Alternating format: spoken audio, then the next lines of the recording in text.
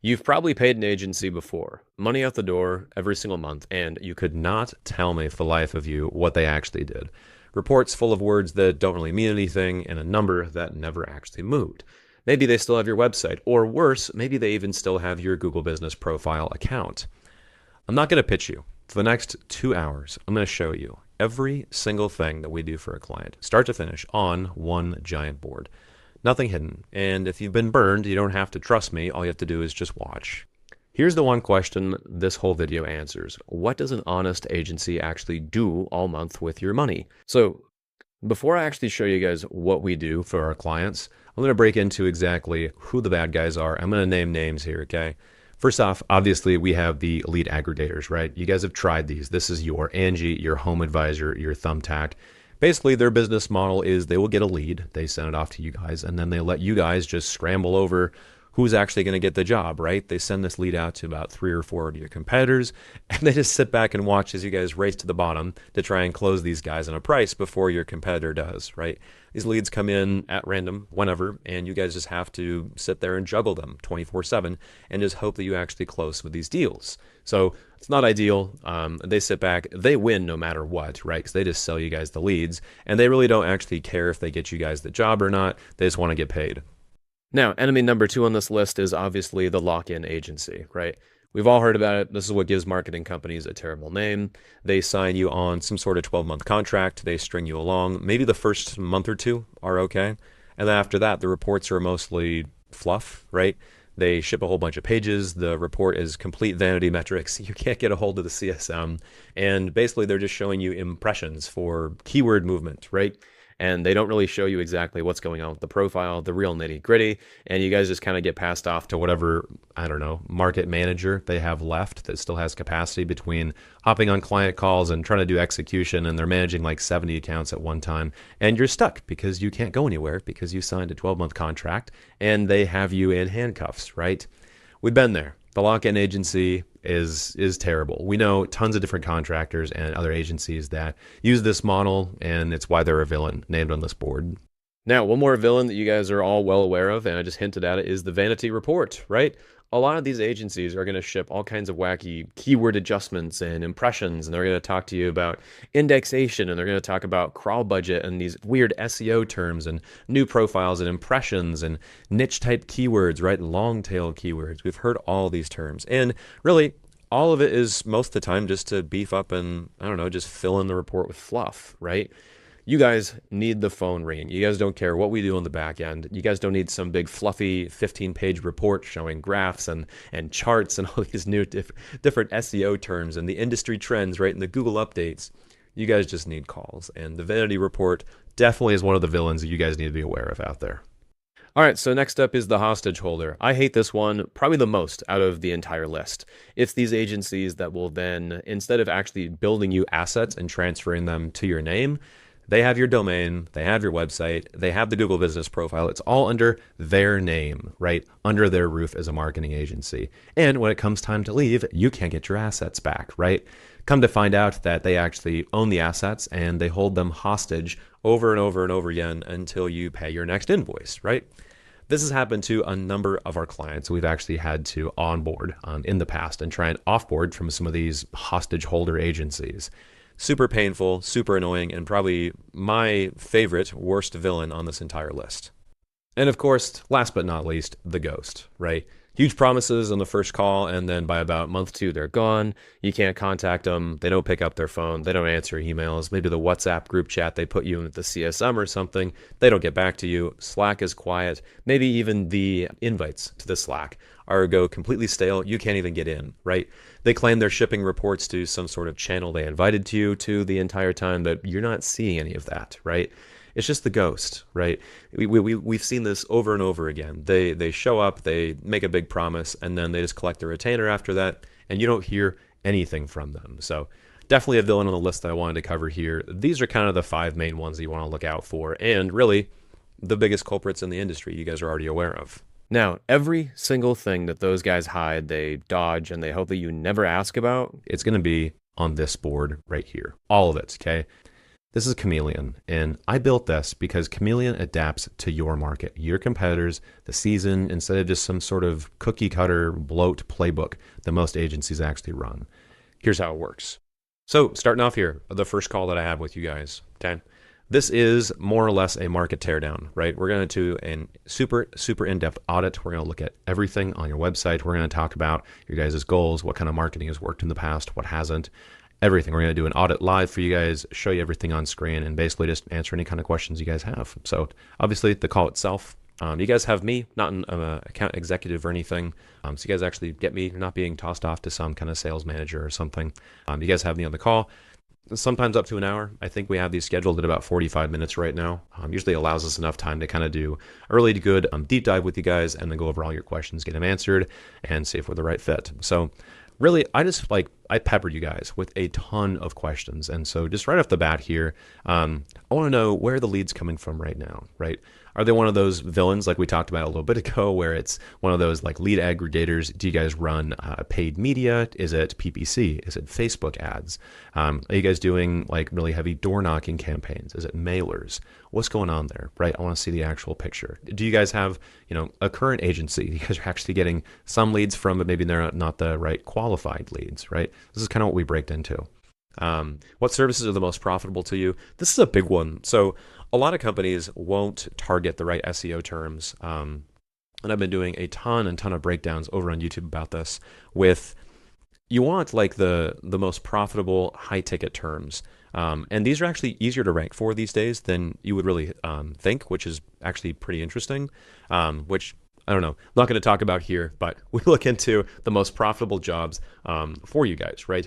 Oftentimes, if you're a plumber, these are going to be the larger ticket hot water heater repairs, right? You guys don't want to show up to like a cracked pipe. It's a low dollar job. Sure, maybe they pay the bills in the slow season, but you guys really want to hit those home runs and go for those larger tickets and those big installs and replacements usually. I always want to know what areas you guys are serving. What are the ones that are most important to you? You guys know best, right? Dig into your CRM, and we look at this with our clients all the time. Where are you guys actually booking the jobs that are paying the most, right? Maybe there's a pocket of town that got hit with the storms the worst, so our roofers want to go target that area. Maybe you guys know there's a certain part of town that has older piping, right? Cast iron pipes for plumbers, and they're always going out, and then you guys need to go do entire sewer line replacements, right? Big tickets. You guys know that information, and we need to dig into the actual data with your CRM and your guys' past knowledge of the area of where we actually need to be targeting for those the jobs for SEO. So we talk about that quite a bit. Expansion into new areas, right? Are you guys actually happy with where you're at right now? Or should we actually be looking at new areas, right? Which we're going to talk about much later on with new Google business profiles and targeting new locations. Overview of the services and what lead gen you guys want to grow. Yeah, so we mainly focus on SEO right now, but what are you guys interested in growing into, right? Do you guys think that SEO is already tapped? Do you guys think that you guys need to run more meta ads?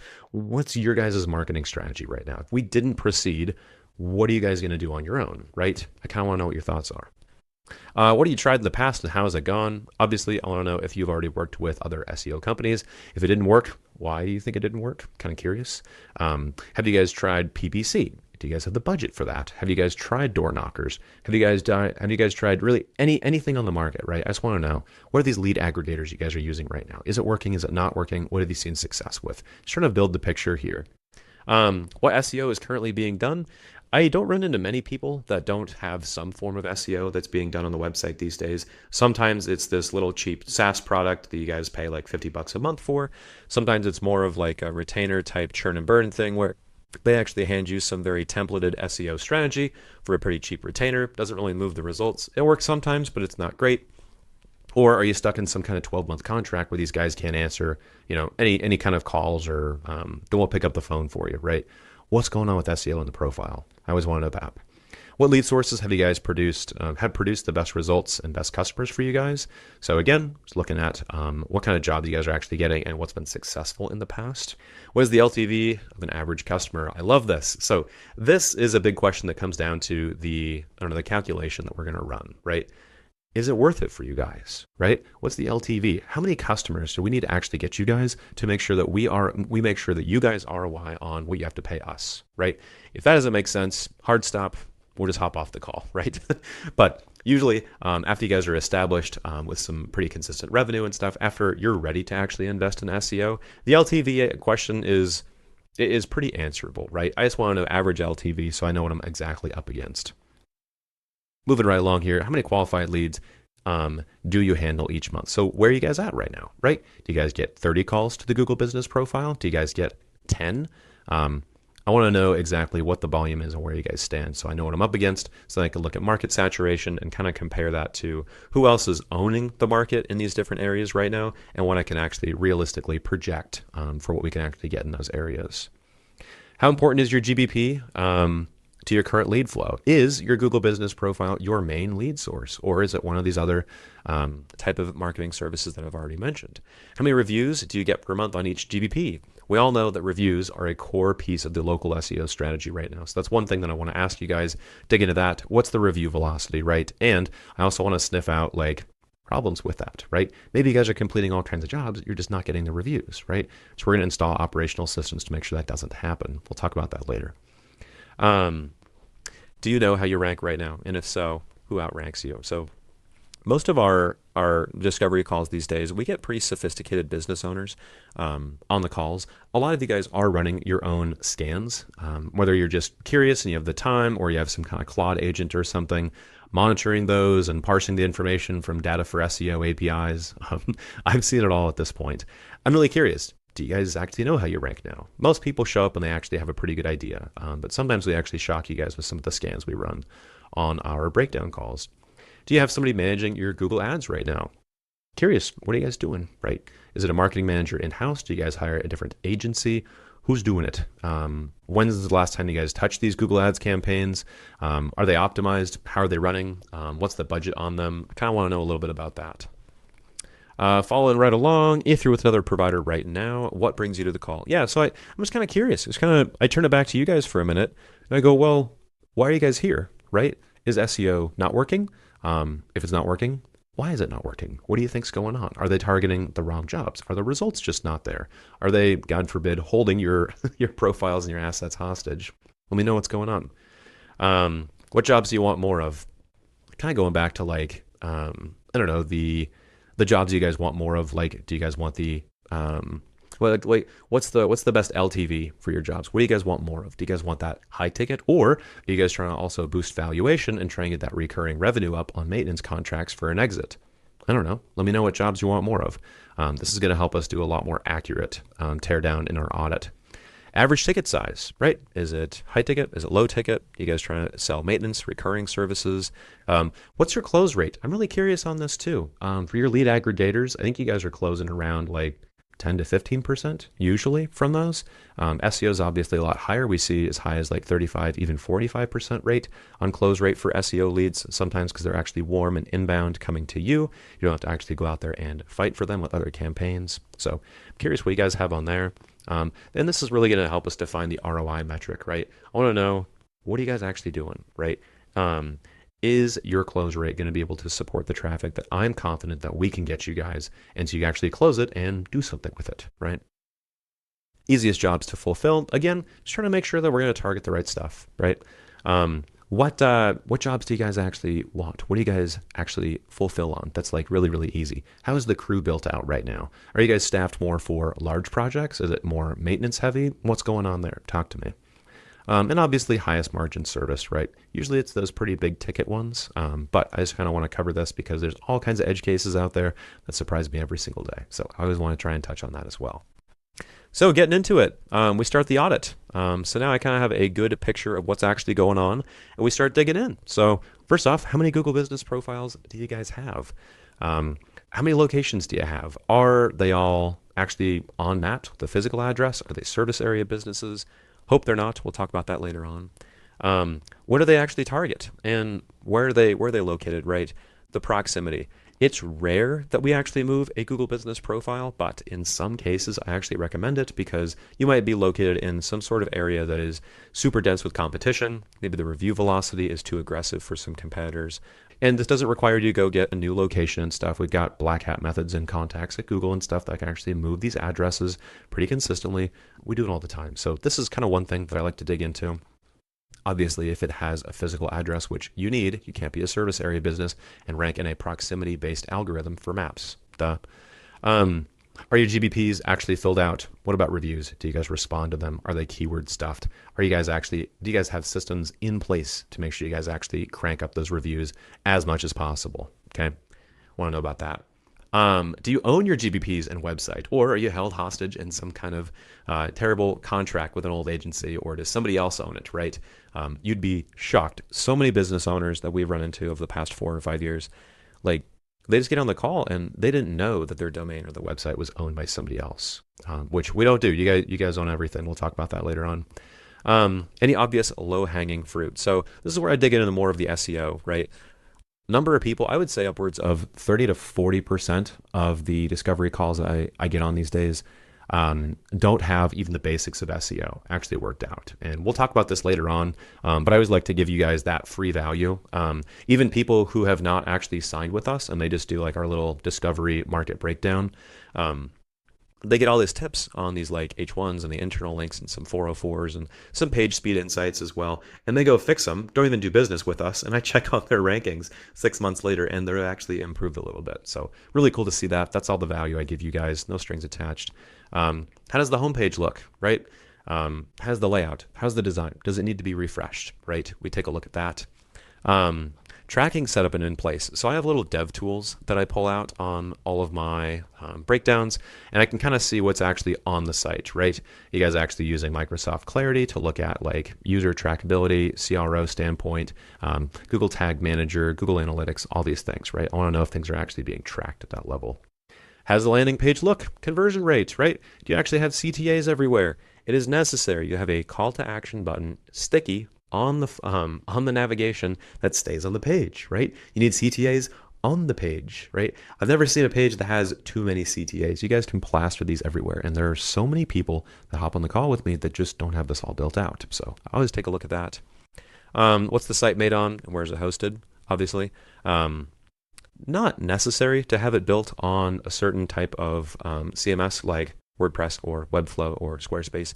We've ranked them all, and we've seen all kinds of wacky examples. You do have to watch for some of those new vibe-coded and like vibe-code forward applications like, what's the one? Lovable, for example. Lovable did have an indexation issue a long time ago, but I think it's mostly fixed right now, but I'm not going to get into that here. We look at meta descriptions and schemas and titles, all the on-page technical SEO, and I actually show you guys this on the call too. I don't try and, there are terms that we have to use as SEOs, so we actually know what we're talking about, but I don't try and gatekeep any of this. I'll answer any kind of questions you guys have and explain why. Location pages built out with good content, not just templated, right? So many location pages I see are just copy and paste. They run it through GPT and they just flop out the content, right? Not what you want. You want actual, real good, thick, meaningful content on those pages. NAP consistency. Oh gosh, I could go on and on about this forever. What I like to do is, first off, NAP stands for name, address, and phone number. On all the audits, I just like to go to the Google Business Profile, copy the name, I throw it into Google, and I do a quick search. And I'm just looking for, honestly, like, what citations are out there, right? Do you have old legacy business names that maybe were from a previous owner? Maybe you'd forgotten about. Maybe you set them up a long time ago and you didn't remember to go change the name or the tracking phone number or the address on some of them. Really, really important to have that consistent. So we take a look at that. I give you guys kind of a checklist on those. You have them. What backlinks do you guys have, right? Have you actually built backlinks to the profile? What's going on? Internal links, content, images, etc. This is more of like the techie stuff on page. There's a tool called Screaming Frog that we use that goes through and takes a look at all the internal, techie SEO terms, all the code, all the HTML on the site. So we like to look at that and go through it. AI search, how you guys doing, right? We don't do a super in-depth research for the AI overviews on our discovery calls right now. More so take a look at the high level and see if you guys actually have mentions. It's pretty easy to do with a few tools. So I always like to take a look at that. Is the site indexed? Oh man, I'm not going to go into it here. I could talk hours and hours about indexation theory right now, but I do try and check if it's indexed. Another fancy SEO term again, right? Indexed just means, can Google actually find your website? That's all it is. competitors and how they rank. So we're going to pull up the local dominator scans, right? All those stars and stuff, all the colors, the rounded circles, and we're going to look at how the competition actually ranks out there, right? And we want to see, what's their review velocity? Are they doing SEO? Am I impressed with their campaigns? Do I think we can actually take them down? That sort of stuff. Local presence. So I like to look at local PR. This is becoming more and more and more important these days to actually have local PR and local citations and relevant information filled out completely on your local citations. So I take a look at that. Huge win for AI SEO right now over there. What CRM? How you guys tracking leads right now? I want to know that. How do you handle attribution? This is a tricky one. So many companies that we partner with, I have to stop them because some questions I get on my discovery calls is people start asking like, well, how do you attribute the revenue, right?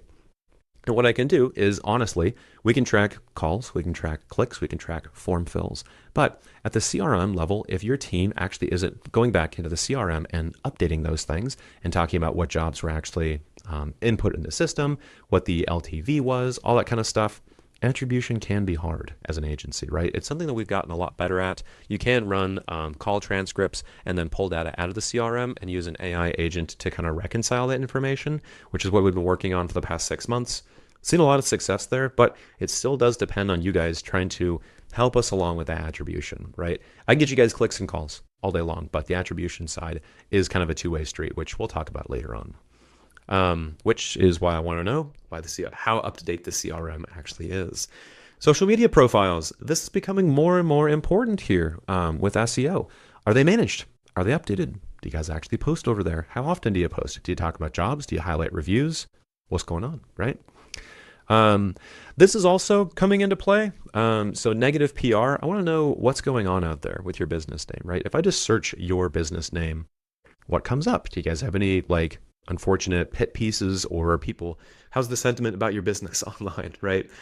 Very, very important with the AI overviews, again, because we know that AI is actually scraping those profiles that are off page, they're off your website, off your Google business profile, and they're just out there on the internet, right?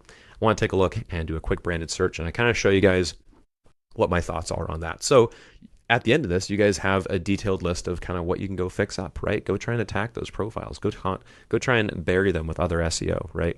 But that gets into a more SEO jargon I won't get into here. So moving right along here, the promise that I have to you guys. So at this point, you kind of know what the call looks like, right?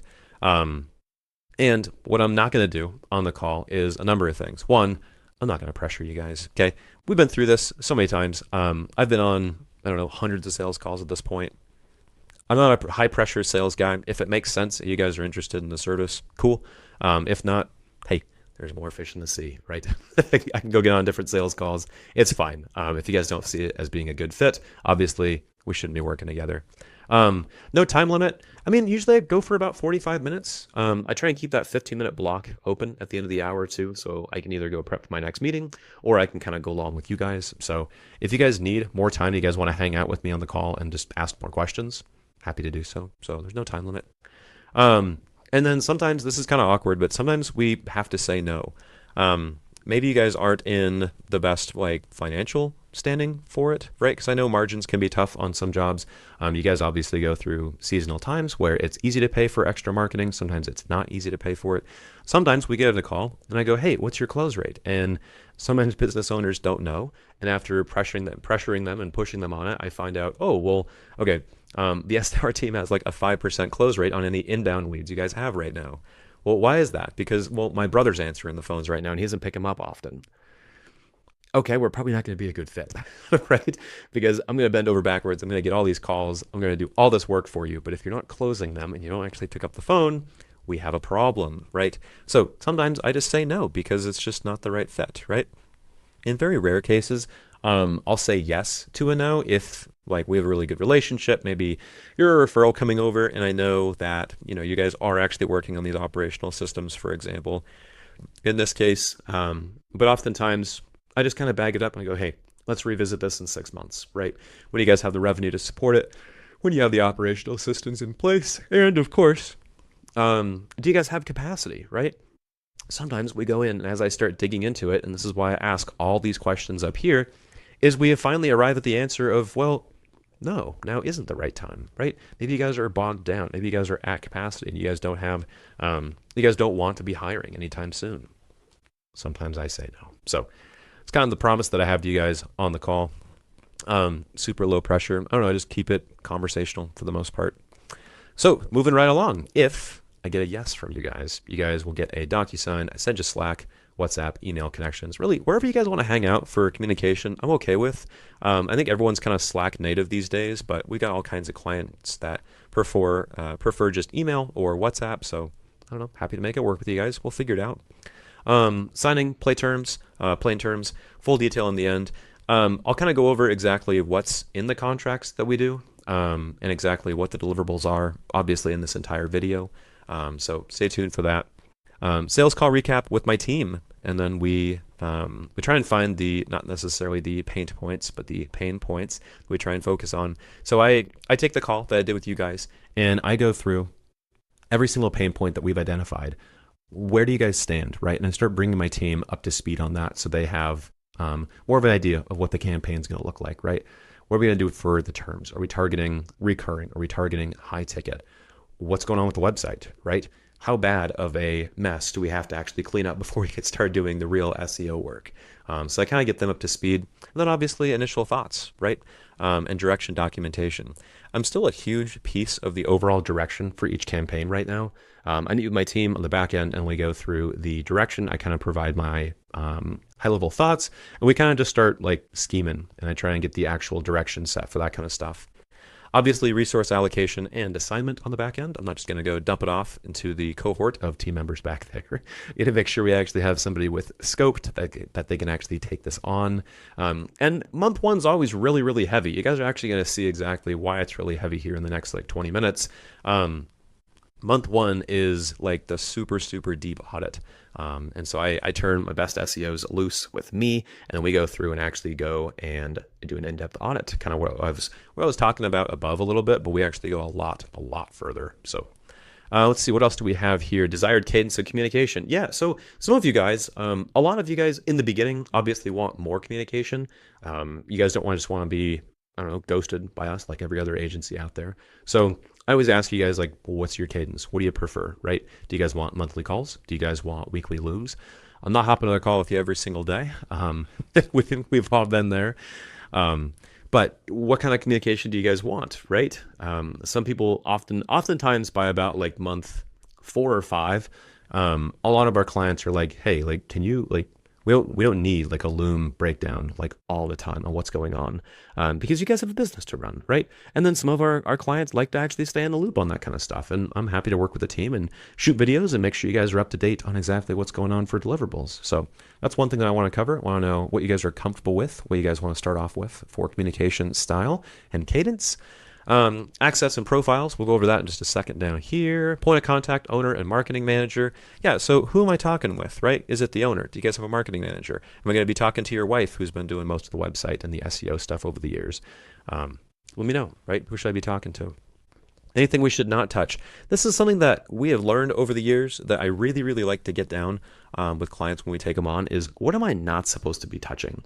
Is there anything on the site? Is there specific content that you guys have written over the years that you don't want touched? Is there legal jargon that I need to watch out for? What are the red flags, right? What should me and my team not be messing with when we're actually in there? So access, kind of the boring nitty gritty stuff. This is the heaviest lift that you guys ever have to do.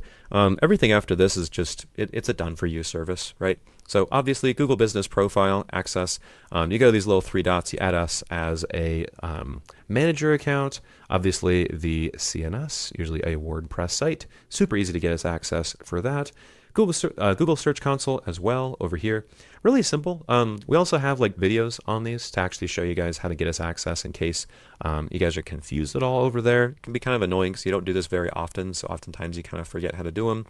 CRM, get us in there.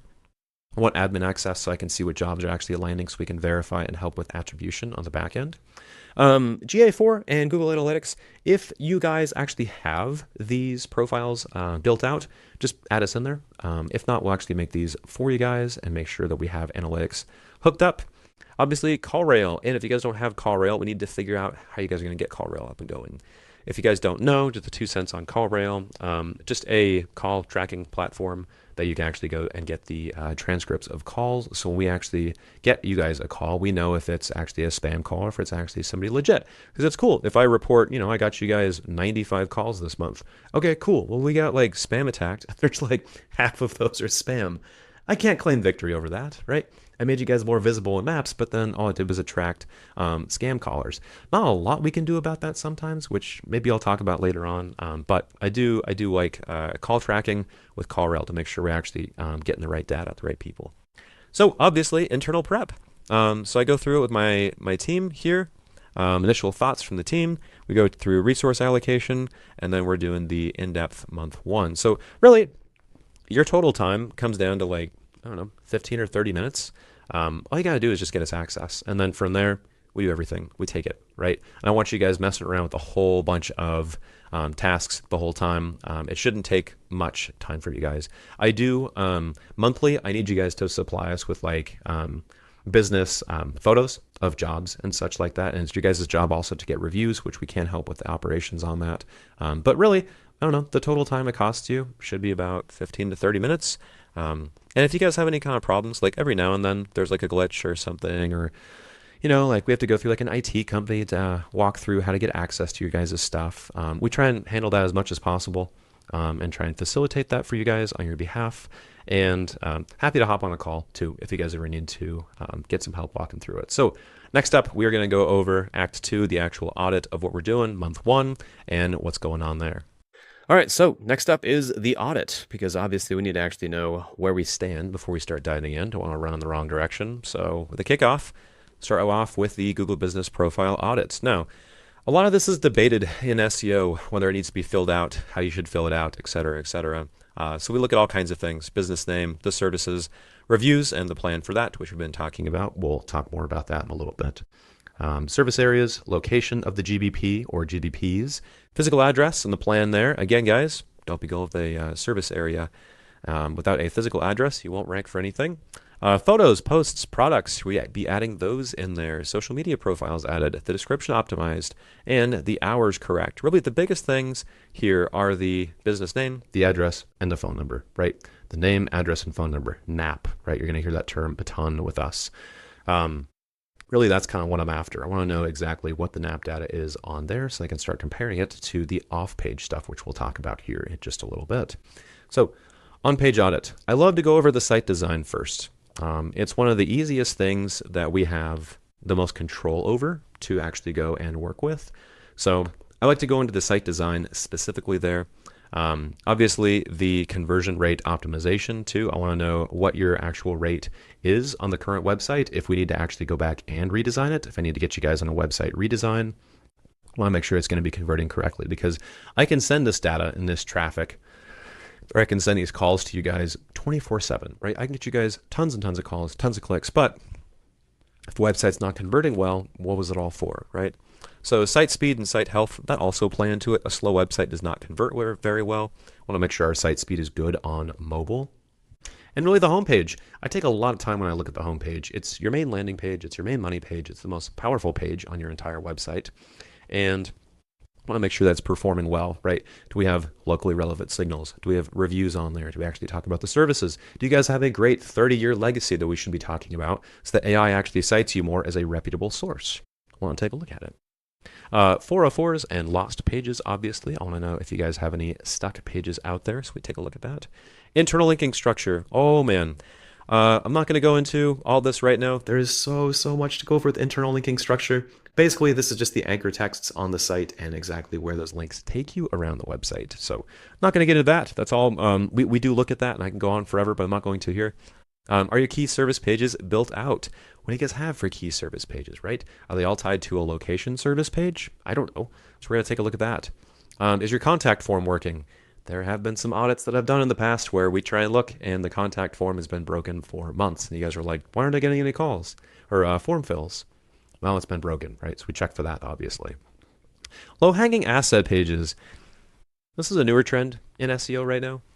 It seems that other asset pages and calculators and I don't know, little AI widgets that actually garner some search volume do actually pass some SEO juice to you, which is terribly interesting. I won't get into the theory here, but we do look for that. What are kind of assets like calculators or guides, pricing pages, stuff like that can we add to the site that's going to boost our credibility with Google just a little bit more.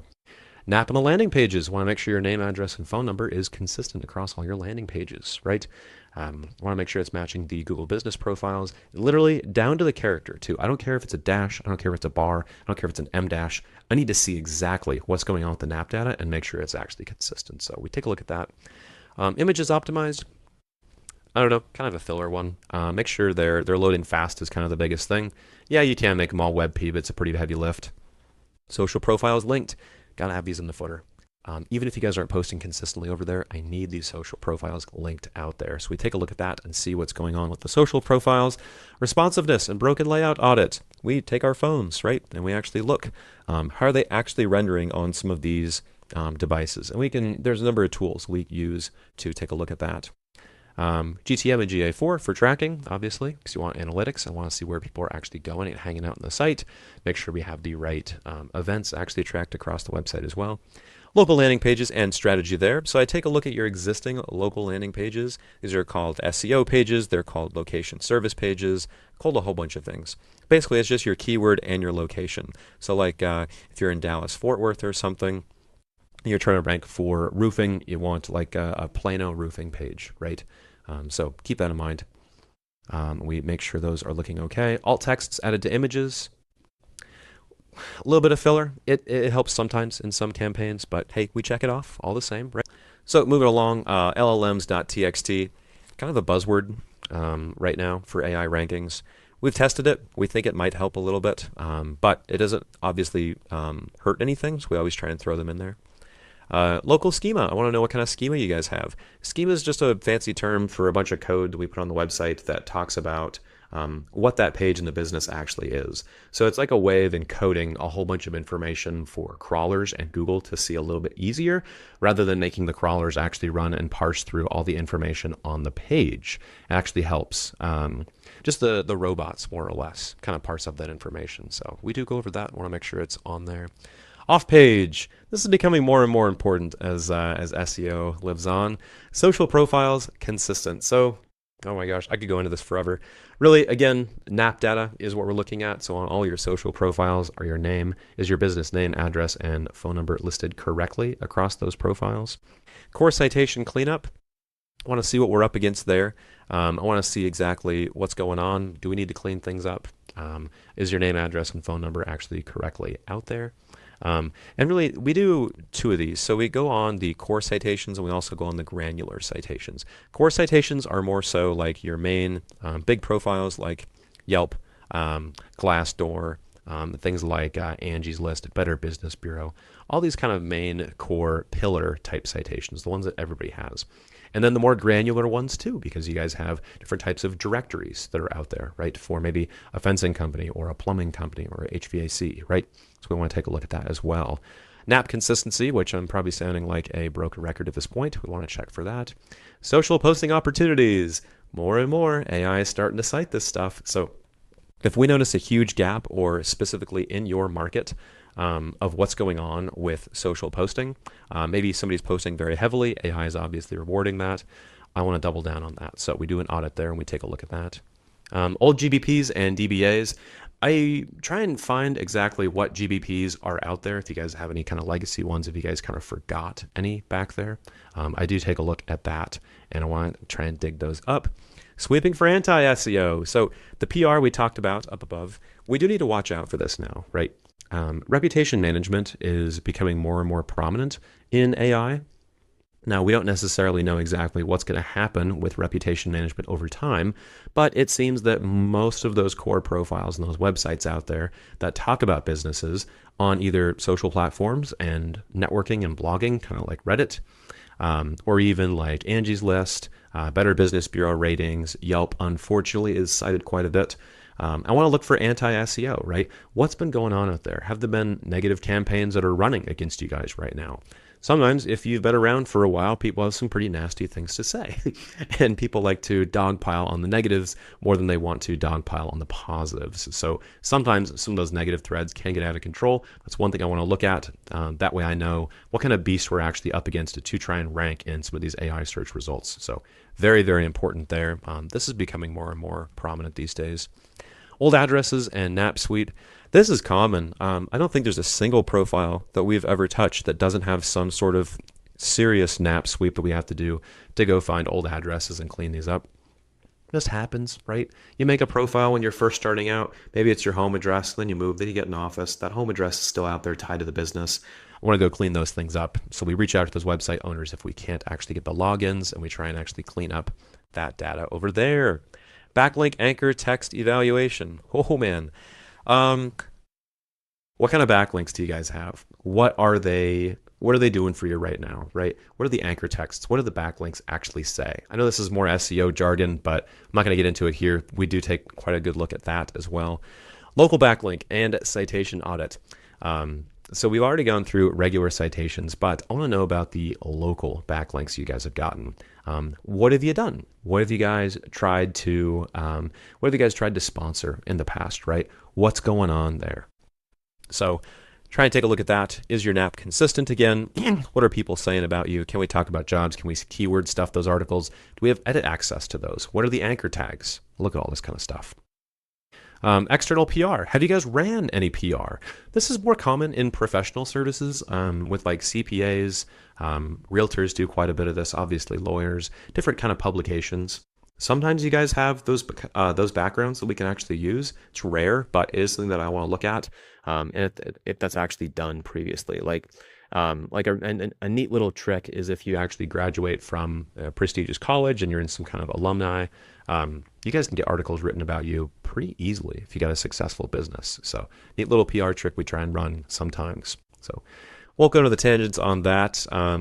Strategy inputs. So this is where we get in the nitty gritty. Target keywords. Obviously, we need to go make sure we're targeting the correct keywords, right? So now we have a very comprehensive look at what's happening on the site, what's happening off-site, where you guys stand for all the AI overviews and such, what's going on with the reputation as a whole for the business online, and what keywords do we need to target? Are you guys targeting the right ones right now, right? This comes down to keyword selection. National versus local. So my opinion changed on this recently. A lot of the times you don't want to be targeting national type terms. The way search works is that, say I'm searching for I guess we already used Dallas. Let's go with Miami. You know, I need an emergency roofer in Miami. A storm just came blowing through. That business needs to rank for Miami roof repair or Miami emergency roof repair, right? Emergency roof repair near me. All these near type terms, right? It's local because me over here in Washington State, another tip of the United States, if I search for, some kind of keyword that is something along the lines of like 10 ways to troubleshoot my roof, right? 10 ways to fix a leaky roof really quick and then call, the professionals after that. Some sort of blog article, right? 10 DIY tips on how to do your own roof repair, right? It's not helping you guys at all. I clicked the article, I read it, I fixed my roof on the weekend, but you guys didn't actually get anything from me. And a lot of SEO agencies, this is one of the vanity metrics that they have tried to use for so long because they can rank you for these terms quite easily, believe it or not. It's not that hard to actually do this. A lot of these blog type terms aren't usually very sought after, so it's easy to just boost impressions. They rank you for them over there, but it's not doing you any good on the local level. I can click the website and read through it a million times. You guys are not sending somebody all this way to Washington to come service my roof or any other trade for that means. Now, I said my opinion changed on this recently because this is a little bit different. We are starting to see some of these actually help with some SEO campaigns. I'm not even going to begin to get into the theory right now, but it is something we're monitoring and actually kind of soft pivoting on. So that's kind of new and fresh. Service areas. Where are we going, right? Now we know where everything sits. I want to take a look and see what the gaps are. Is there actually SEO on the site that is tailored for these service areas? Is there not, right? Where do we need to be targeting? What are the gaps? So those are kind of the big strategy inputs we take a look at from the SEO side of things. So really, this is kind of the matrix and the plan that it comes down to. Because everything we do I don't know, it has different impacts, right? It's going to weigh differently. Some of these things, I'm going to be honest, are riskier, right? If we're going to go try to change a Google Business Profile name, good chance we're going to have to go through some kind of suspension watch, right? We're going to have to actually go through, try and fight this and get Google to give us back the profile. Happens sometimes, right? It's risky. The only times I would actually recommend doing it is if we have some kind of dire situation. Transparently, we don't do that very often. Usually touching the Google Business Profile is like, okay, this is serious. Let's not mess anything up here, right? Let's try to bump anything. So we look at the risk, right? The dependency, too. What needs to be fixed first? So right off the bat, we go through this entire list of the audit and we're like, well, what actually happened with the audit? Where do we stand right now? What do we need to fix first? What is going to be the highest ROI things we can actually go touch in the profile and impact for SEO right now? What do we need to wait on for access, assets, and data approval? Yeah, so some agencies like to just kind of sit on their hands the first month, and they're just like, well, we didn't do anything, so we're waiting for access. And like, you find the email buried because you guys have been at jobs all week, and it's like Thursday afternoon, you're like, oh shoot, okay, I gotta get back to the marketing company. They need X, Y, and Z. So we try and figure out what we can actually be doing while we wait for access and stuff. There's a ton of off-page SEO you can get hammering on.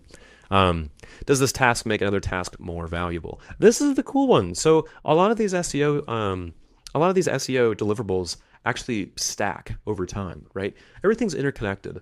So there may be a certain technical issue on the website that I need to fix before we move forward with more on-page SEO or building out more service pages or location pages.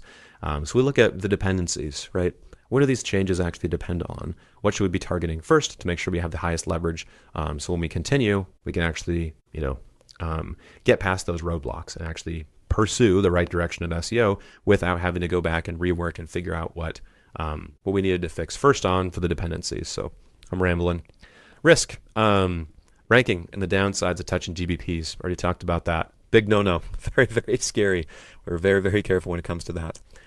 Does this disrupt working systems, right? How reliable is this change? What are we going to do, right? Because every single time you change something, there's a risk, right? What if it doesn't work? What if, there's a chance that touching the Google Business Profile and trying to uproot it, for example, and move it somewhere else, or even trying to establish a new one, what if the profile gets suspended? Now, if it does get suspended, we've got operations and systems, and even maybe a contact or two at Google that helps us unsuspend these profiles sometimes. So we're prepared for it, but it doesn't come without risk, right? So that's one thing we want to evaluate.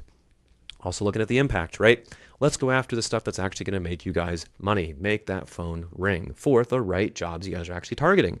Not just making the phone ring for silly maintenance repairs and stuff. Again, good on the off season, but not what you want in July, right? When the sun's beating down, you guys need jobs out there. The bugs are moving, the pipes are bursting come fall and springtime and such, and the leaks are coming out. That's the stuff you guys want, right? So what are we going to do that actually moves the needle and impacts you guys the best? How does it affect the business's bottom line? That's what we're looking at. And then obviously effort, because these can all be great, but maybe to rank a new business profile in DFW for something highly, highly competitive like pest control or something, guys, we're going to need some time, right? And the amount of effort and the time and the complexity and the labor and the team involvement and the coordination on my end, it just depends, right? Sometimes it's going to take a long time to actually get some of these things up and going. SEO takes time, as you guys know. It doesn't come with results next week. So it's kind of what we look at here for the actual decision matrix and a lot of this stuff, and kind of what we do when we look at how we should be attacking things. Moving right along, the last piece here is competitor audits. So we do this entire thing, the entire audit framework, again, and we do it for top 2 to 3 competitors in SERPs and maps. There's 2 different algorithms with Google. There's a SERP-based algorithm. There's a maps-based algorithm. 2 different things. So we do actually go through and audit everything from the top to bottom. Who's actually got the top spot? Why do we think they have the top spot, right? Where are the gaps, right? Because if you're actually ranking really, really well in a certain area, good. Maybe it's time to pivot and get a second Google Business Profile stood up, or a third or a fourth or a fifth in a new location. Just depends, right? And we need to actually know we're aiming at the right stuff. And without actually looking at what the competition is over there, we don't know where to accurately target, right? We have influenced all kinds of decisions for business owners who are going to open up a new profile or they want to expand to this new location. And they go, hey, what do you think about this area? I go, okay, give me an hour. Let me get back to you, right? And we actually go over there. We find out who You can actually take out in the map pack and who is more susceptible, right? Look at their review velocity. Look at their on-page SEO. Do they have bad PR? Do they have no PR? What's going on over there? So you can make the most accurate and informed decision on exactly the strategy we're going to run for you guys. So after the audit, next up, we're going to get into the initial stuff that we do with the unburning of what's going on with the profile. So stay tuned. All right, so next up is the unburning phase. And this is what a lot of agencies, I think, don't give enough time of day, to be honest. A lot of you guys have been burnt in the past from, GVPs being owned by companies or something, losing your website. And it takes time to usually get these things back. And I see a lot of agencies that don't partner with their clients to actually go get this. They more so pawn it off and they go, well, we're going to do marketing over here for a bit. We're going to go work on these profiles, this type of the SEO strategy. You go deal with, figuring out the rest of the asset issues, right? And we try not to do that. We actually try and hold you guys' hand along the way and try and actually get through this together. And I got a little story about that in just a minute. But I mean, this entails a whole bunch of different things, right? Really, a lot of this is asset recovery, first off, okay? Domain repossession is a big one, making sure you guys actually have ownership of the domain.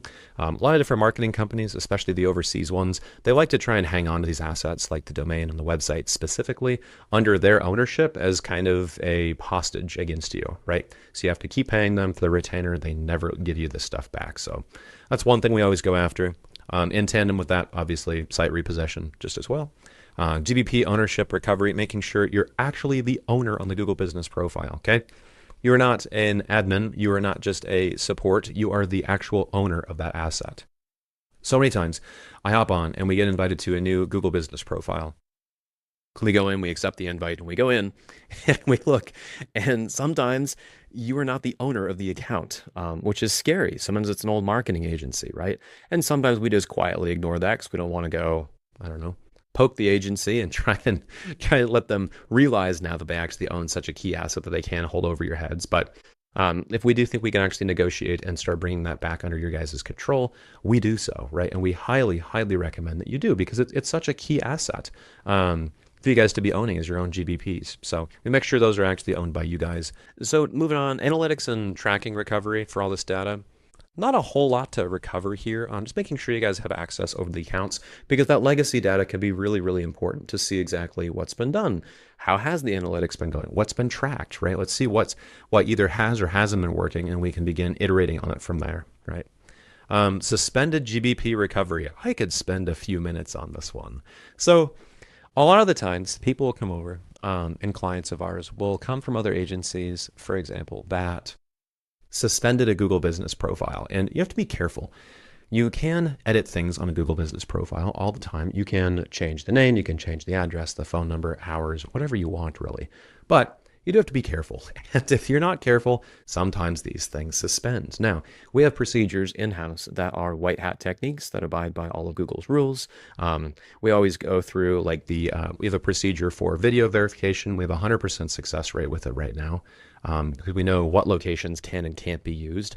And we know also the black hat ways to get these things back. Sometimes your Google Business Profile has been authenticated and actually approved at an address that is no longer valid. Like, for example, back in the day, you actually could use your home address for your Google Business Profile. But now it's actually technically against terms of service.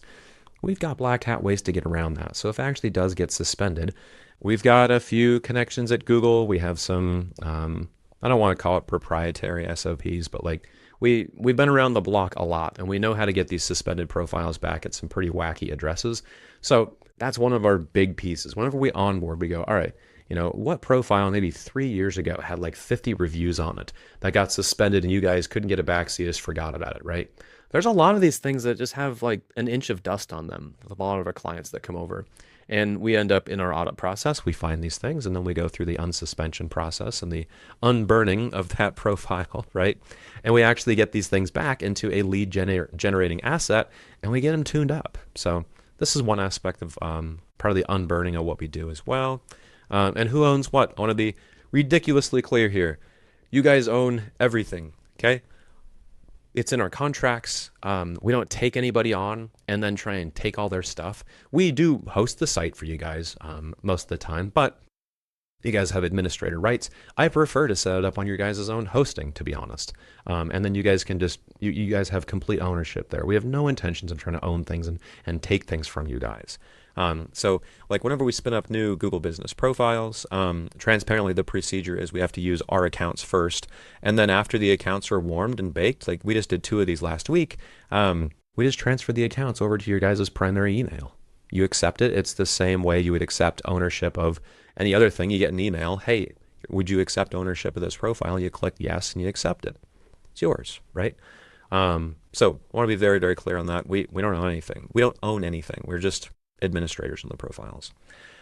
So just to show you guys, this is one of our roofing clients that we took on, I think about 1.5 years ago. Yeah, it was like back in like May of last year, I want to say.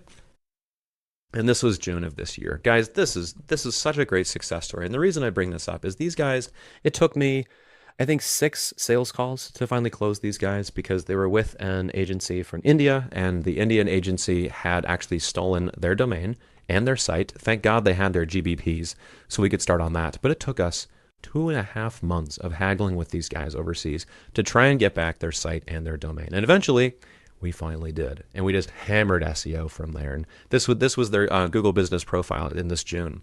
129% increase year over year on inbound calls.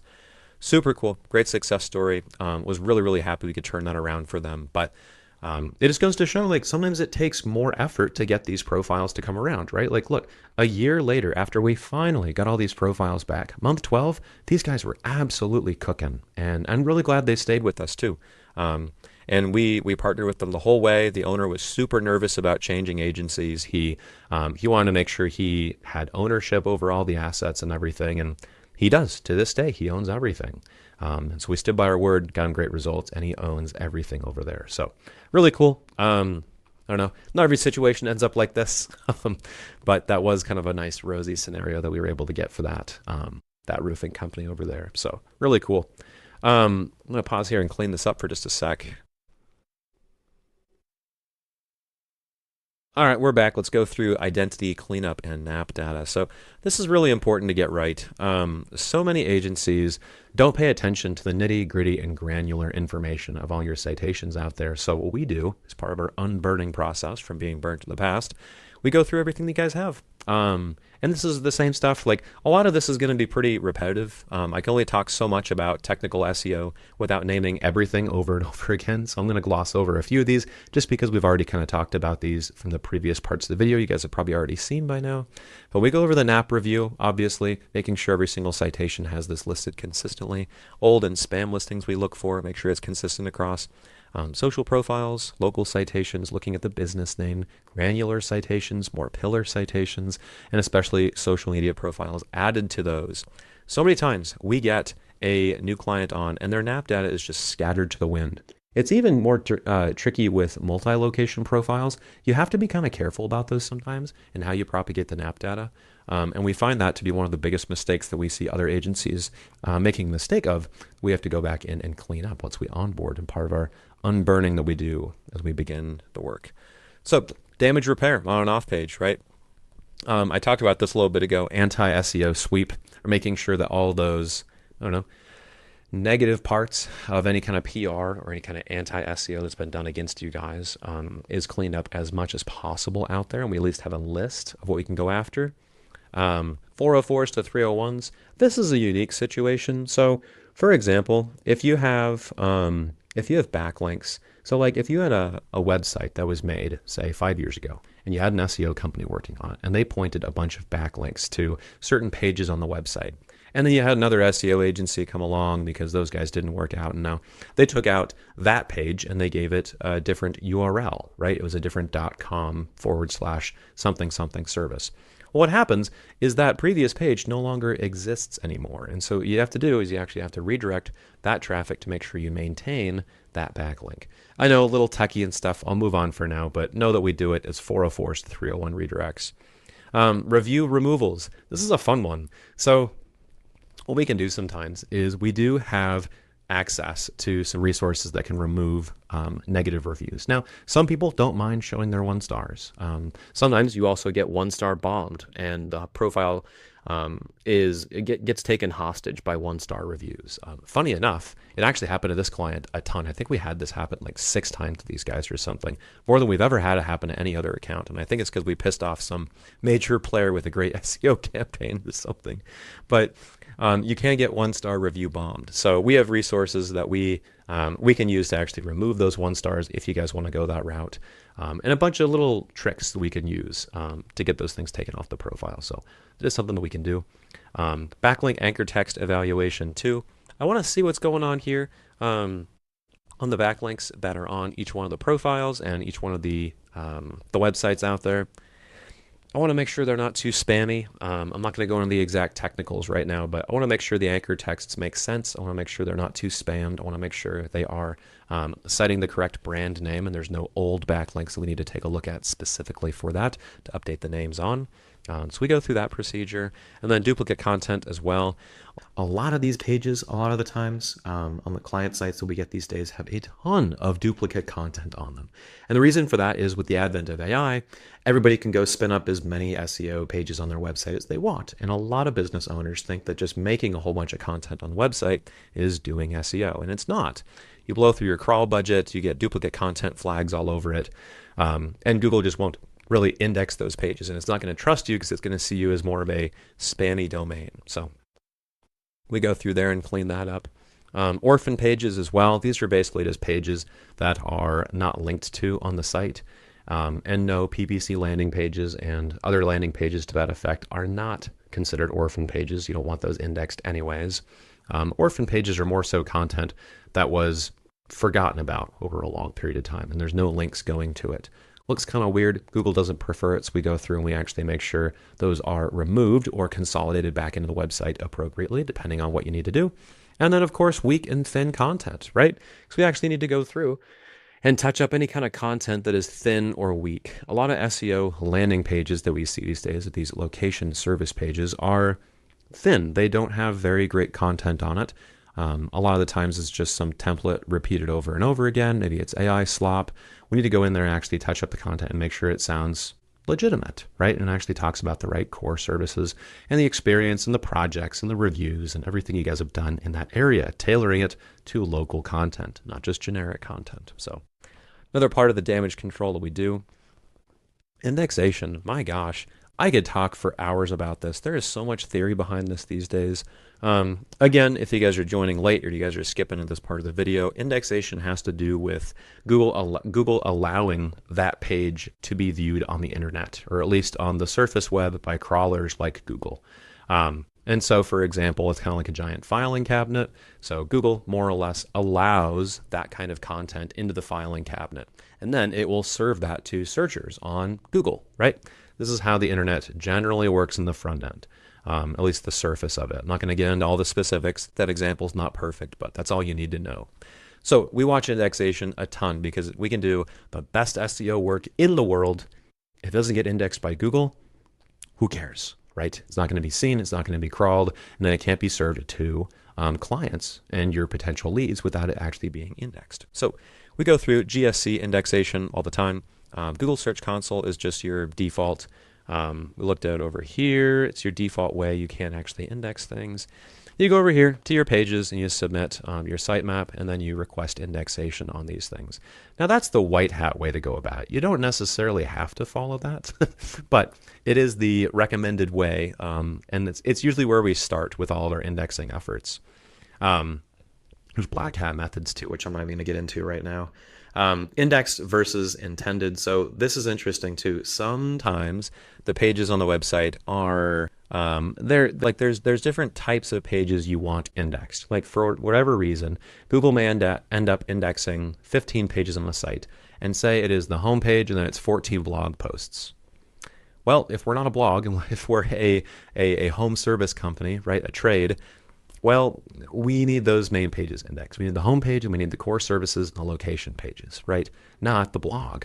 So indexed versus intended, we will make sure we actually have intention when we're actually indexing these pages and make sure those are done correctly. Crawl paths, which I'm going to talk about in just a minute. This is one of my favorite topics. and then duplicate, orphans, and thin. So just making sure none of this content over here is indexed by accident, and if it is, we need to go beef it up. More theory on that at some other point. So this is generally your indexing or your internal linking map. It's a lot more simple than it actually looks. So in general, think of it like an upside down tree, right? You have your home page, and then every other page links up to the home page, okay? Because your home page is the most powerful page, and this is the website structure that Google typically wants to see across your website. You have your service and location pages, you have your main services, these can link back and forth. You have more sub-service locations down here, again linking up the tree towards these more prominent service and service location pages, and then those in turn link all the way up to the actual home page. Super important you follow this. And as you can see, basically no links are going to blogs. I see so many agencies these days build links to blogs. Blogs aren't money pages. You're not closing any deals from someone reading about how to fix a leaky faucet, right? Or 10 tips on how to, troubleshoot your own roof. You're not closing any deals from that, so you don't want to power it up. Blogs only power up the main pages. And I probably could draw an arrow over here to the service location pages too, because blogs can be used pretty universally. And then obviously contact page, right? I probably should draw some more arrows over to contact page. I think I kept that off because the graph is already, messy enough. But obviously contact page is just the contact page because you don't want to distract anybody from actually not checking out, but filling out one of these lead forms. So this is kind of the idea. And if you actually follow this, the reason I put it under the crawler behavior is because crawlers really, really, really like to look at sites that look like this. They want to hit these other pages and then always end up on the home page. Always, always, always, always, always, always. And if the crawler doesn't actually have links to all these pages, it won't index the site. So this is really important to get right and part of the unburning that we do in the very beginning of the campaign. So this is Google Search Console. I just put this here because this is usually where all the indexing and the SERP reports typically are found, and this is what we're usually working on to get those pages indexed. And this is an account that we took on, I think, about 5 months ago now.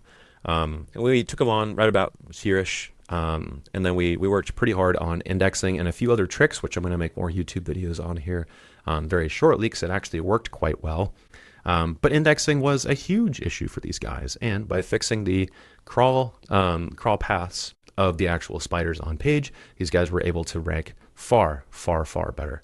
And most interesting enough, some of this actually is blog traffic, which actually did, in fact, help them with their local rankings, which we'll talk about in the channel at some other point, because now my opinion has changed. I think I even mentioned that back over here when we were talking about the audit section. So that's really it for the unburning. It's super important that an agency actually comes in and tries to undo some of the damage of what's previously been done. I don't think I've ever gotten an SEO account that hasn't had some sort of damage done to it in the past. Anywhere from thin content, the images aren't optimized, it's not mobile, it's not fast, right? It's got old plugins, it's got thin content, it's unindexed, anything, right? Their NAP data, their off pages scattered, you name it. And so what we try and do is from the ground up, we do a pretty heavy audit in the first 30 days and a lot of unburning to make sure we actually are standing on top of bedrock before we begin the SEO campaign. So that actually takes it all the way through the unburning. And next up, we're going to go to the actual on-page work that we're doing over here, making the phone ring.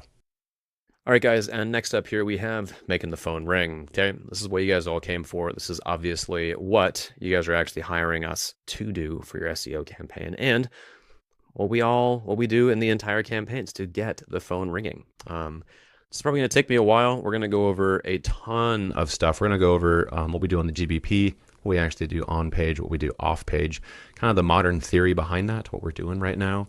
So let's just kind of break into it. So first content pillar here we go. GBP SEO, right? Profile foundation. This is not going to be new to anybody who even knows what local SEO even stands for, to be honest. Business name, we're going to talk about keyword stuffing in just a minute. I'm just going to go through the rest of this. Locations, again, your address needs to be publicly visible and physical. It cannot be a service area GBP alone. Obviously, make sure that the service areas are set correctly. Hours, business description. Business description updates as needed. It's rare that you need this, but every now and then you do need to update the description a little bit. Phone number for tracking, of course, with CallRail, which we talked about in the onboarding process. We can try and get some attribution going for you guys there. Business name and keyword stuffing. Oh, man. So Google will tell you that it's against terms of service all the time to keyword stuff your Google business profile. I don't care. We've never had a profile suspended by doing it, and it works. It works really, really, really well. Most of the videos we've done a breakdown on the YouTube channel of so far have keywords stuffed into their business name. They rank very, very, very well. Now, there are ways to do this in a legit way, right? Google just says that it has to match your actual business name. Okay, so what we do for clients is we just go file doing business as, or a DBA with the state, and we get a DBA. And we just tack on the keyword stuff on the back of their business name, and we just go change the name on the profile. It's pretty simple. Sometimes you do have to go through re-verification, but that's okay. We have the business documentation, and hey, we're playing inside of Google's own terms for its terms of service, right? It's the legit business name. And it works so well when it comes to using this for SEO. Local SEO will just fly in the right market with this. So super useful. People will call it black hat. People say it's against terms of service for a local SEO. I don't care. Look at the top ranked companies, right? I have a fiduciary responsibility to my clients to get them results. If we get to month 9 and the GBP has barely moved, and we're on a client call and you guys are like, hey Todd, what the hell happened, man? Why isn't the GBP actually moving? And I go, well, John, I'm really sorry, man. There's this black hat technique that I didn't really want to use because it was kind of risky and it was actually against Google's terms of service. I couldn't do it for you, right? But I mean, your competitors are using it and they're ranking really well, but I wanted to play by the rules. Your competition doesn't play by the rules, okay? Why should we, right? At least we back it up with DBAs and we try and file, and we do file for these things so that if we actually do get suspended and everything and Google tries to blow the whistle on us, cool, we have the ammunition to back it up. Let's fight Google, right? I want these keywords stuffed in there. It works, it's proven, it's black hat, and it's dirty, right? Yeah. I'm here to win, and I'm here to get you guys results. I'm not here to play by the rules and listen to Google. And, Google's been telling us for decades now, backlinks don't work, and you can't manipulate the search algorithm with exact match keywords and keyword stuffing all these profiles in your on-page SEO. Yeah, you can. And it works really, really well. So yeah, we do this. And I think any reputable agency needs to be doing something like this for their clients. You have fiduciary responsibility I have a responsibility to my employees, to my team, to my company, to my family, to you guys to get you results, right? Because that's what we're doing here. That's why you guys hire us, is to get you results. Okay, we're not cutting corners. We're just damning the system. SEO's always been black hat. It always has. So my take on this is it's kind of like that Batman quote. And the Batman quote says something along the lines of, I think it was, who was it? It wasn't Harvey Dent who said this, but one of them said something like, you either die a hero or you live long enough to see yourself become the villain, right? And in SEO, it's kind of the same. You either die a white hat or you live long enough to see yourself become a black hat SEO. It is what it is, and it works. So that's why we keyword stuff. And we try these black hat strategies within reason, right? We're not cowboys out there just trying to ban profiles and get all this stuff. We have test profiles we've used for all kinds of these tests to make sure we're actually safe to roll these out to production. And then we have backup methods in case they don't work. So is what it is. Categories and service. Primary categories set correctly. You would be shocked at how many Google business profiles aren't actually set correctly here with their primary category. We have seen very, very impressive ranking changes, literally from changing the primary category from painter to painting company or something like that, very similar. Incredible. So we make sure that's actually set correctly because that's the easy one to overlook. Obviously, we add in secondary categories and the service is built out. Products added sometimes. For you home service guys, it's not always the case that you guys need products on there, so we don't really worry about that sometimes. But we do check on the visual layer, photos being uploaded. This is one thing that I've found more and more important. I really, really like posting job photos on the Google business profiles and just hammering these as hard as you can. Whatever kind of photos you guys have, get it going. It's so, so important. You guys just hammer these photos on there right now. More social proof, more local, right? We were trying to show you guys actually service the location and are active in the local community with your jobs. Before and after photos, love these. If you guys can get them. We've even edited photos at times when we're putting them on the Google Business Profile in the past for clients. Love it. It works so well. Team and truck photos, kind of a black hat SEO technique that no one really knows about, but you can actually stuff your NAP data into these posts.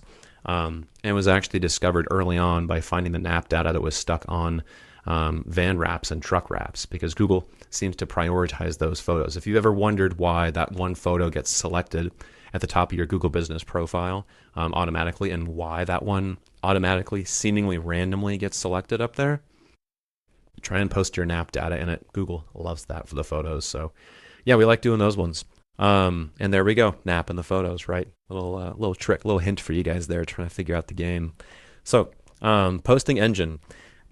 Posting on the Google Business Profiles, we do it. I think it used to move the needle quite a bit more. These days, the only reason I still post on it, one, is because it's easy. Two, we hedge our bets. If the algorithm changes and suddenly it does get rewarded, cool, we've been posting once or twice a week for a while. Do I think it really moves the needle? No, not really. One of the other benefits that I think that posting regularly holds is it does help convert traffic. I think people like to see a more active Google Business Profile, obviously. So if they do actually land on it and they want to try and convert and call, it's nice to see if we're posting about jobs and different pages we've done on the site and locally relevant information, right? It's one more place we can stop by to make sure Google is actually seeing your guys' real local presence. So we do it still. You can also link to social posts off that. We do that sometimes. Offer and promos, rare. Sometimes you guys run like seasonal jobs. You guys are trying to push a certain maintenance package. We can do promos and offers and talk about it in there. More or less we usually use this after like our quarterly strategy catch-ups, which I'll talk about in probably like an hour or something on this other section. But yeah, we look for promos and offers, and then seasonal events too. That's part of the quarterly work that we do. Is we sit down with you guys and go, hey, what's coming up with the season, right? How else can we advertise this on the site and partner with you guys to make sure the whole marketing strategy includes that information? Review machine. Oh man. Okay. Every single week I get somebody on the call and they go, hey, what do I need SEO for, right? I get enough reviews. Obviously it works. What do I need SEO for, right? Well, you do. And in the most recent YouTube videos we have been posting, we've even shown how reviews aren't the only thing that move the needle for local SEO. Quite the opposite in some cases. But it is one more piece of the puzzle. And we need you guys to do your job and help and get reviews on the profile. Now, there's a number of things you can do to actually help this. Now, unless you've been living under a rock, review automation is nothing new. It's been around for a while. A lot of you guys have these systems either automated through your CRM or go high level, some sort of funnel, right? So at the end of the job, after it closes out, you send a text to the business owner. You don't just ask for a review up front. You want to try and gatekeep these and try and use some sort of filter. So you ask them, hey, how is the job? And if they reply well, then you can send a review link. If they reply bad, don't send them a review link unless you want profile stuff with bad reviews. So then you can actually hop in there, go do it, basically interject on things and make sure they are taken care of before you maybe send them a review link in the end, right? Get those 5 stars on there. So obviously, post-job SMS text from the CRM. QR cards. This is a really cool little trick. I've even wanted to roll this out to clients for a long time. I think we might just start doing it, where you can make a little tappable card, right, with RFID, and your text can just carry around a keychain, throw in their keys, whatever, and at the end of the jobs, hey, would you guys mind leaving us a review? Oh, here's a little QR code or something with an RFID chip inside. Tap it to their phone, pulls up the Google Business Profile review, and then they can type it in. Beautiful, right? Works super, super well. Need to start rolling this out to clients when we onboard as part of the unburning and all of our audit and such. Incentive plans and SOPs. All right, guys, I was just talking about it. I'm here to win, right? Google will tell you that you can't incentivize or buy Google Business Profiles. Guess what the top PE companies are always doing, right? What are those big dogs doing? How do they actually get 4 or 5 5-star reviews on their profile a day? Well, they have networks, right? I've actually got a number of black hat tricks on a recent YouTube video if you guys want to check that out too. It goes into some pretty devious plays. I don't recommend all of them, but one that I think is honestly gray hat at this point is just incentivizing your techs. For every 5-star review that they actually get put on the business profile, tip them. right? And we're not necessarily incentivizing the customer, right? We're just incentivizing our crew to make sure they actually get reviews on the profile. In some hot markets, I would say a 5-star review could be worth as much as, I don't know, $100 at least when it comes to Google Business Profiles. It's worth it, right? So tip them well. Give them 40, 50, $60 every 5-star review they actually get on the profile. It'll be well worth it. Review velocity. So your review velocity, you need to be getting reviews quickly on the profile. It depends for every market, right? We're talking about Chameleon here, the SEO system. We're trying to blend in with what's working in the system with your competitors for their SEO right now, right? We're not running a classic playbook, right? We're running a custom playbook because sometimes you have too many reviews. Sometimes you have too few. For example, if all of our SEO is dialed, say the top 2 competitors, right? Say we're number 2. This is number 1 up here. And we have the same review velocity here. If our SEO is actually dialed, it's only a matter of time before we actually overtake these guys. However, okay, let's say both the SEO is dialed. We hold the top spot and say we're getting 2 5-star reviews a week. These guys are getting 1 a month, okay? Guess what time it is? It's time to go get a second profile, right? This is the strategy that it's not cookie cutter. We are tailoring this to every single market. We are blending in with what's working, okay? Well, what's working here is a whole bunch of Google Business Profile reviews. So what we're going to do is then we're going to go look at, well, who's ranking around the map pack, right? Who can we go grab and find that, hey, if we just got 1 5-star review a week on this profile and ran some really, really great SEO, we're going to beat them in about 3 months. Okay, so let's go blend in over there, grab their SEO strategy, tweak the website and the GBP just a little bit, begin funneling reviews to it, blend in with the system, do 10% better, and then you're ranking, right? That's the beauty of this entire framework is every single time it's just a little bit more of a custom strategy, a little bit of tweak, right? We want to go over there, we want to copy what's working, but then we want to do it just a little bit better. We're blending in and then we're defeating them, okay? So it's my soapbox about review velocity. And review responses, I feel like this is pretty obvious, but I threw it in here just in case. Make sure you're responding to reviews, right? It's not rocket science. All right, going the extra mile, suggested edits and other GBPs. Okay, this gets into some nasty stuff. We only do this, one, if the business owner really, really wants us to be aggressive or we need to in certain markets. But you can suggest edits from very powerful Google accounts on other GBPs. It's tough out there. Right? We've had this happen to us numerous times on our profiles. Sometimes people suggest edits on ours. They move the map pen. They try and edit the business name to try and suspend the profile, right? There's all kinds of old Google support URLs you can find that'll actually allow you to do some pretty awful stuff that, for whatever reason, they're still live. So one way you can go about it is suggesting edits to take down other GBPs. You can usually report these things too if they're not at a legitimate address. Black hat and multiple profiles. I've been hinting at this quite a bit. It gets us to win, right?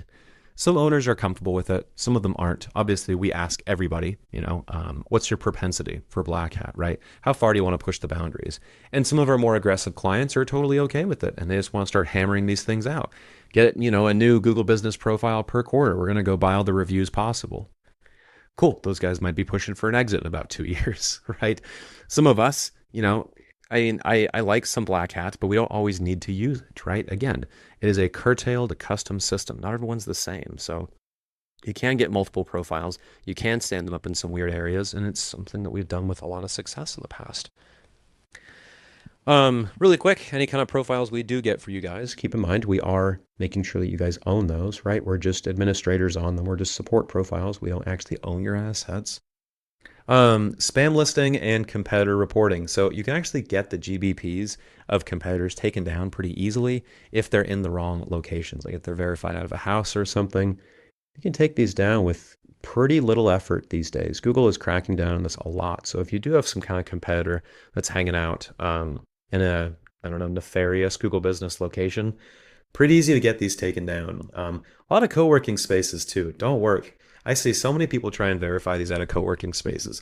You can verify them, let me be very clear, you can verify these things out of privately held co-working spaces. So if it's like an office park or something, cool, you're good to go. If it's something like WeWork, Google's blacklisted these. And even if you do get one live, it's about a matter of weeks before it gets taken down. Changed my mind. We haven't been able to do it. I haven't seen anybody else consistently do it.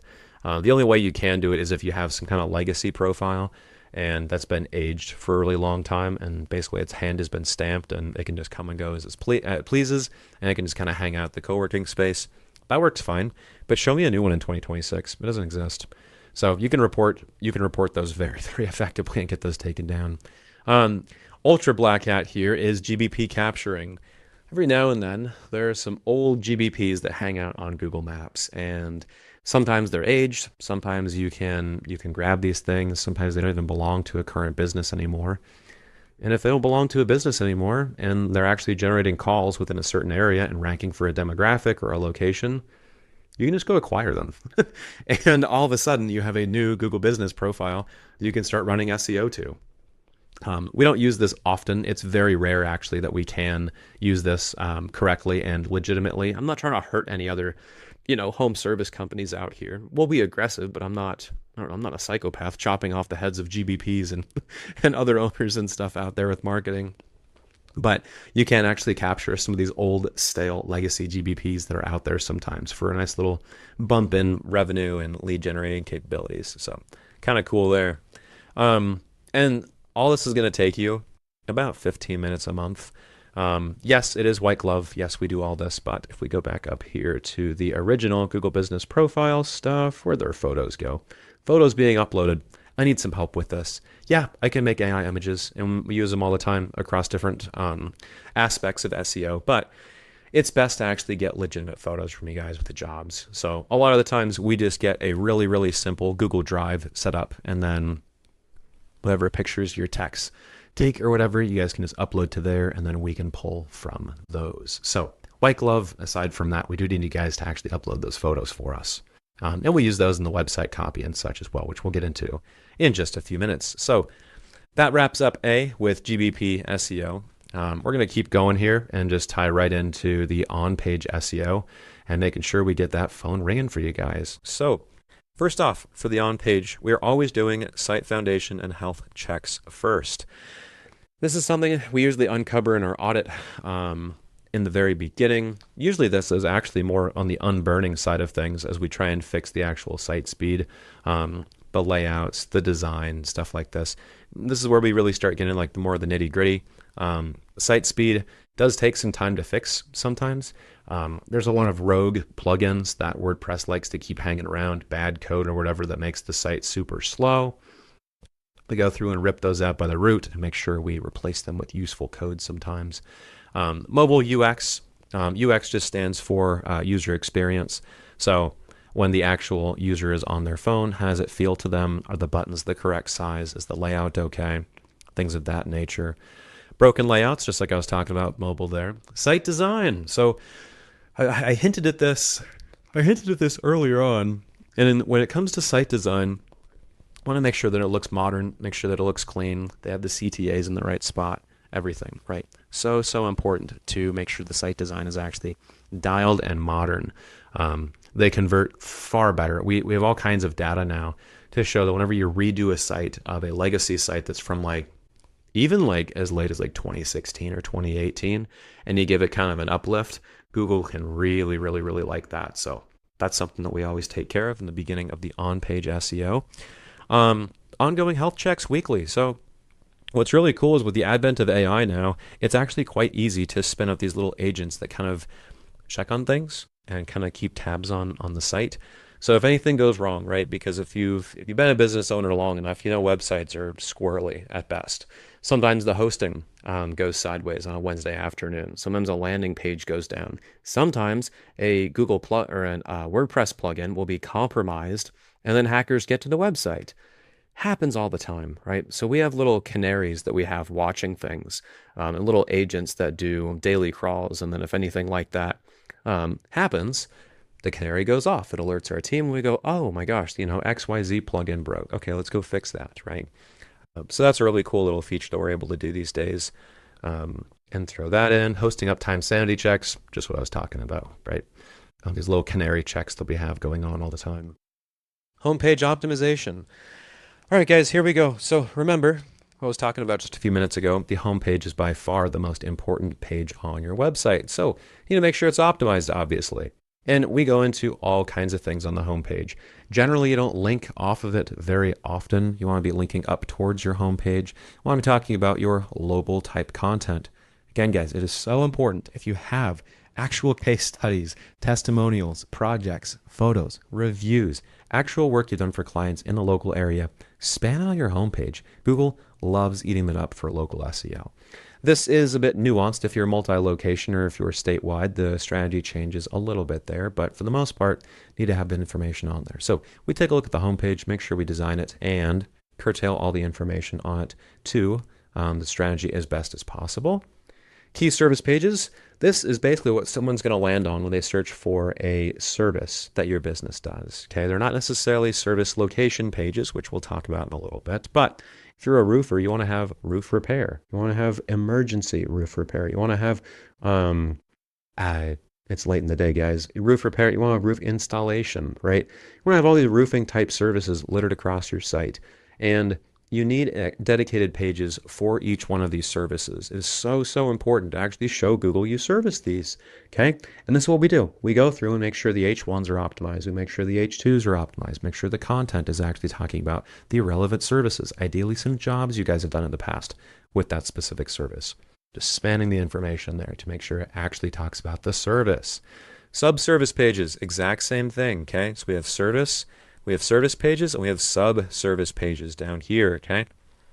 The sub-service pages are built out from either sub-service and location. Maybe they're more niche-type services, so if you guys offer not just roof repair, but metal roof repair, right? Shingle roof repair, things of that nature. Start building them under these core service pages so it fleshes out the content, shows Google you guys actually offer comprehensive services. Service area pages. These are the ones you guys hear about all the time. So again, if you are in a tier 1 city, you want to make sure you have sub-service area pages built out below it. Yes, you have a Phoenix plumbing page. Then you're also going to have 10 different cities inside and around Phoenix that are linked to the Phoenix page. And then below that, you have sub-service area pages. If your crawl budget and indexation actually allows for it, you can create even further down in the funnel into sub-service area pages. Super important there, okay? Moving along, low-hanging asset pages. This is kind of cool. So part of the newer strategy and something we've learned in the past 3 or 4 months has been these asset pages. You can build all kinds of wacky things with on your pages. Super, super interesting. Calculators, cost estimators, cost breakdowns, planning tools, AI planning tools, or a little tiny SaaS that you can vibe code. Really interesting, and it's a really unique way you can actually capture some search volume, which we do have evidence it's actually helping for local SEO now. Internal linking structures, we were talking about this. I don't want to go over it again. And then internal linking adjustments as well. Obviously, as the campaign goes on, we want to be checking up on things because the Google crawlers and the Google spiders aren't always acting the same. Generally, the strategy rotates a little bit. I'd say every about 3 months. And it just depends. You got to stay on top of that. So what we're doing is we're actually adjusting our internal linking structure sometimes, depending on exactly what service we see really popular. So for example, if we have a service location page that you guys are really, really excited about and it's actually doing well, it's converting really well, we're starting to see traffic over in that realm, we can start funneling more internal links and adjusting internal links to try and boost up that page a little bit more so you guys get more jobs over there, right? Part of the actual strategy sessions, we sit down with you guys, go over these exact points. Hey, what's working? What's not working? What jobs did you get? What jobs did you not get? What jobs do you want? Okay, and now we're going to go adjust things on page to try and rival that and corner that search. All right, the conversion layer, super important. It's not worth anything if we don't actually convert them. So CRO is conversion rate optimization. Got to be converting that traffic after we get it to you guys, right? So important. I see so many agencies skip this part. And to do CRO, you need CTA placements. CTA placements need to be up in the navigation that's sticky, so it actually scrolls with the user on the page, and the CTA placements are throughout the content on the page. You don't want to spam them, but you do want them everywhere. Make sure it's contrasting colors as well. lead magnets and lead magnet forms up on the top of the site. So at the hero section of every single site, you actually want to have a form to actually capture those leads at the very, very top of the hero section. It's important to do this. I see so many landing pages that don't have one of these, and they just have a phone number to call and then the contact form at the very bottom. I don't want to have these up top and center. Contact form, obviously, and then a CRM connection, ideally. I like to have these connected to the CRM. Makes it a little bit easier for you guys. Just a little Zapier connection. Nothing too fancy. I like that. Just makes administrative a little bit easier for you guys. On-site social proof. Okay, big one for conversion rate optimization. You can say you're the best roofer in the world, but if you don't actually have reviews on there, it's not going to convert very well, obviously. So to make sure that we actually have social proof on there, I love using the actual Google icon and showing 5 stars. Comes with more authenticity that way. Especially when they're really just coming from Google, right? They like to see that continuity there. So we build that in. Click to call everywhere. I've never seen, I think I mentioned this like an hour ago, I've never seen a problem with mentioning call to everywhere more often on the websites. You can have these CTA buttons just absolutely littered all over the website. Never seen it hurt anything. So we try and lay these out everywhere so the user is never but one small scroll away from being able to contact you guys. Sticky mobile, I already talked about this up here at the CTAs. That sticky nav bar needs to be sticky and actually scroll with you on mobile. And then form abandonment. Okay, this is really cool. So even if forms are partially filled out, if we're getting a ton of traffic, what we can do is actually capture that lead information for you guys as a partial form fill and then get that information over to you guys. It's not like a silver bullet to get more leads, but it does actually help grab some of this information and make sure you guys can bag up those leads sometimes. So kind of cool there. Little extra we add in for you guys. Content that closes, cost pages. Haha, this is so cool. So I've been mentioning this. This is part of the new SEO strategy that we're experimenting with right now. Cost pages are, I know some of you guys don't want to like add your prices online. You don't really have to, but even just ballpark ranges can be really helpful. It helps with topical content, authority, and obviously people, it'll help people actually close and get more information and reach out to you guys for services there. So we do like this. It's an SEO strategy. It is actually benefiting local SEO. So I like building out those, as well as calculators, sizing tools, repair and replace pages, financing pages, warranty pages, comparison pages. Like, guys, anything that is going to help the user think more about what you guys can do for them as a service, right? Any kind of extra additional features, we can help them to stay on the website longer, which bounce rate is also a factor in SEO right now. So anything we can do to really capture the attention and keep it on the site is going to be so beneficial. So that's a lot of the content that we do to try and capture that specifically. Local FAQs as well. I love using these. Make sure, like, you guys know the lingo, right? And this is what we do on some of our strategy calls. Like, hey, what do people look at? What are the landmarks around town that we should probably talk about, right? Bonus points if you've actually done work on those landmarks. That's when things get really fun. And we can add little local FAQs tied to that, you know.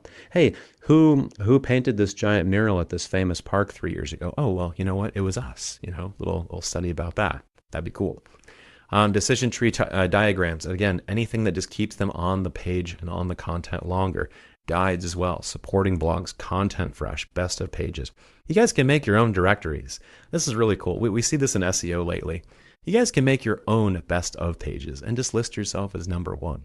If your site's powerful enough, you can actually get some decent traffic to it, and then actually start closing deals from that, from what we're saying. So really cool there.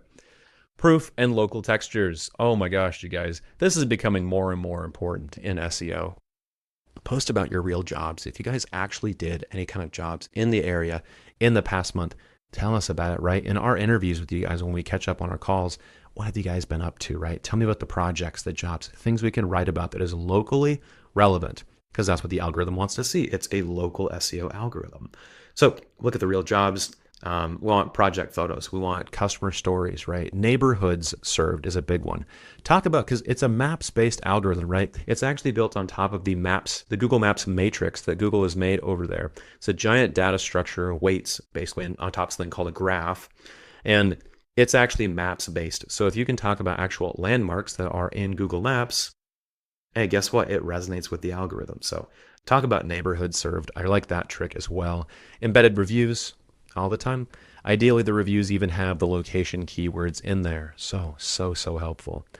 Addresses, landmarks, local wording. Again, just repeating myself on that one. Visual media and socials linked. So ideally, the social, your guys' social channels are going to have some posting about some of these jobs that are going on. I'd like to be able to link to those too, which is part of the strategy as well. We're basically just rolling out social media posting at this point because it's getting so tied to SEO. So that's that. Technical on page. This is kind of some nitty gritty SEO jargon. You can probably just skip the next few minutes if you don't want to listen to it. I won't be offended. A local schema. This is essentially some code that we put in the HTML that we work on for the sites. And this local schema needs to talk about the location, the address, the name, obviously, the phone numbers, the services you guys offer at those locations. Has to do with the business hours, DBAs you can put in there as well, all kinds of stuff. Local schema is basically just a giant JSON chunk of information that computers read on your landing pages and across your website. So meta tags, meta titles, meta descriptions, also optimizing those. This is pretty standard stuff. H1 on the landing pages. Again, pretty simple stuff here. Just optimizing these across all the technical on-page SEO. WebP images. I talked about this earlier, like, I don't know, about an hour ago when we were doing the audit. Not truly necessary these days, but it is something that I like to cover just because it's pretty easy to do. You can mass upload images and then get them optimized. Image alts, again, pretty easy to do these days. If you don't know what an image alt is, it's short for image alternate tag. So screen readers, for, believe it or not, people who are navigating the internet who are blind, and the screen readers are incredible. The alt text actually help them read what the image is about. So some sort of descriptive wording on those images can help them. And believe it or not, actually helps crawlers with Google and SEO. So pretty interesting there. NAP data on landers, obviously name, address, and phone number. LLMs.txt. Again, I talked about this a little bit ago. Not really sure if this is helping these days, but we do cover that just the same. Canonical tags as well. This is really important to actually show what the real URLs are with redirects and such. We use those. And then breadcrumbs as well, which I won't quite get into here, but something that is picked up by search engines that we try and throw in there. So a bunch of buzzwords. I don't want to make this video about technical. Really, you guys are here just to see what we're actually going to do to get you guys calls. That's about as much as you guys really need to know about that. You guys hired us for a reason. Let us worry about the technical jargon and junk. Tracking, finishing up here. So GA4, GTM, CallRail, and form conversions. Now, so many SEO agencies, when they ship the reports, they show these graphs that look like this, and the traffic goes up. And maybe if you're lucky, the calls go up and they show a graph for that too. But what actually happened, right? Who clicked these forms? Who actually converted? Okay, we got 500 views on the website. What happened with those? Did they actually click? Were they actually submitting forms? What pages did they look at? Which pages could be improved? Is there a page that's converting really well, but not getting much traffic? Is there a page that has a ton of traffic that isn't really converting well? What's the bounce rate? How long are users staying on the page? What's the heat map, right? What are these guys actually doing on the website that keeps them there long term? What keeps them actually reading? Where are they looking on the website, right? Is the design actually resonating with them? All kinds of stuff you can do. So that's what we want to be reporting on as well. We're taking out the CallRail data and trying to figure out exactly what happened with the calls this month, who was calling, and trying to track that, just an attribution for SEO, right? Obviously, Google Tag Manager, GA4 are all used for that, and all the form conversions are tracked there as well. So we can actually show you at the end of the month, hey, don't trust us. Look at the data, right? All these forms actually got converted this month. Ta-da, right? Here are all the jobs you guys got from SEO. So that's about it for on page. There's a little bit more stuff that we do behind the scenes. Every strategy is a little bit different. Again, this framework is called Chameleon because what we're doing is on those competitor audits that we actually did way over here, how I talked about, look, we did this huge audit on page, right? On page and off page. It went through everything that you guys are doing right now on your website.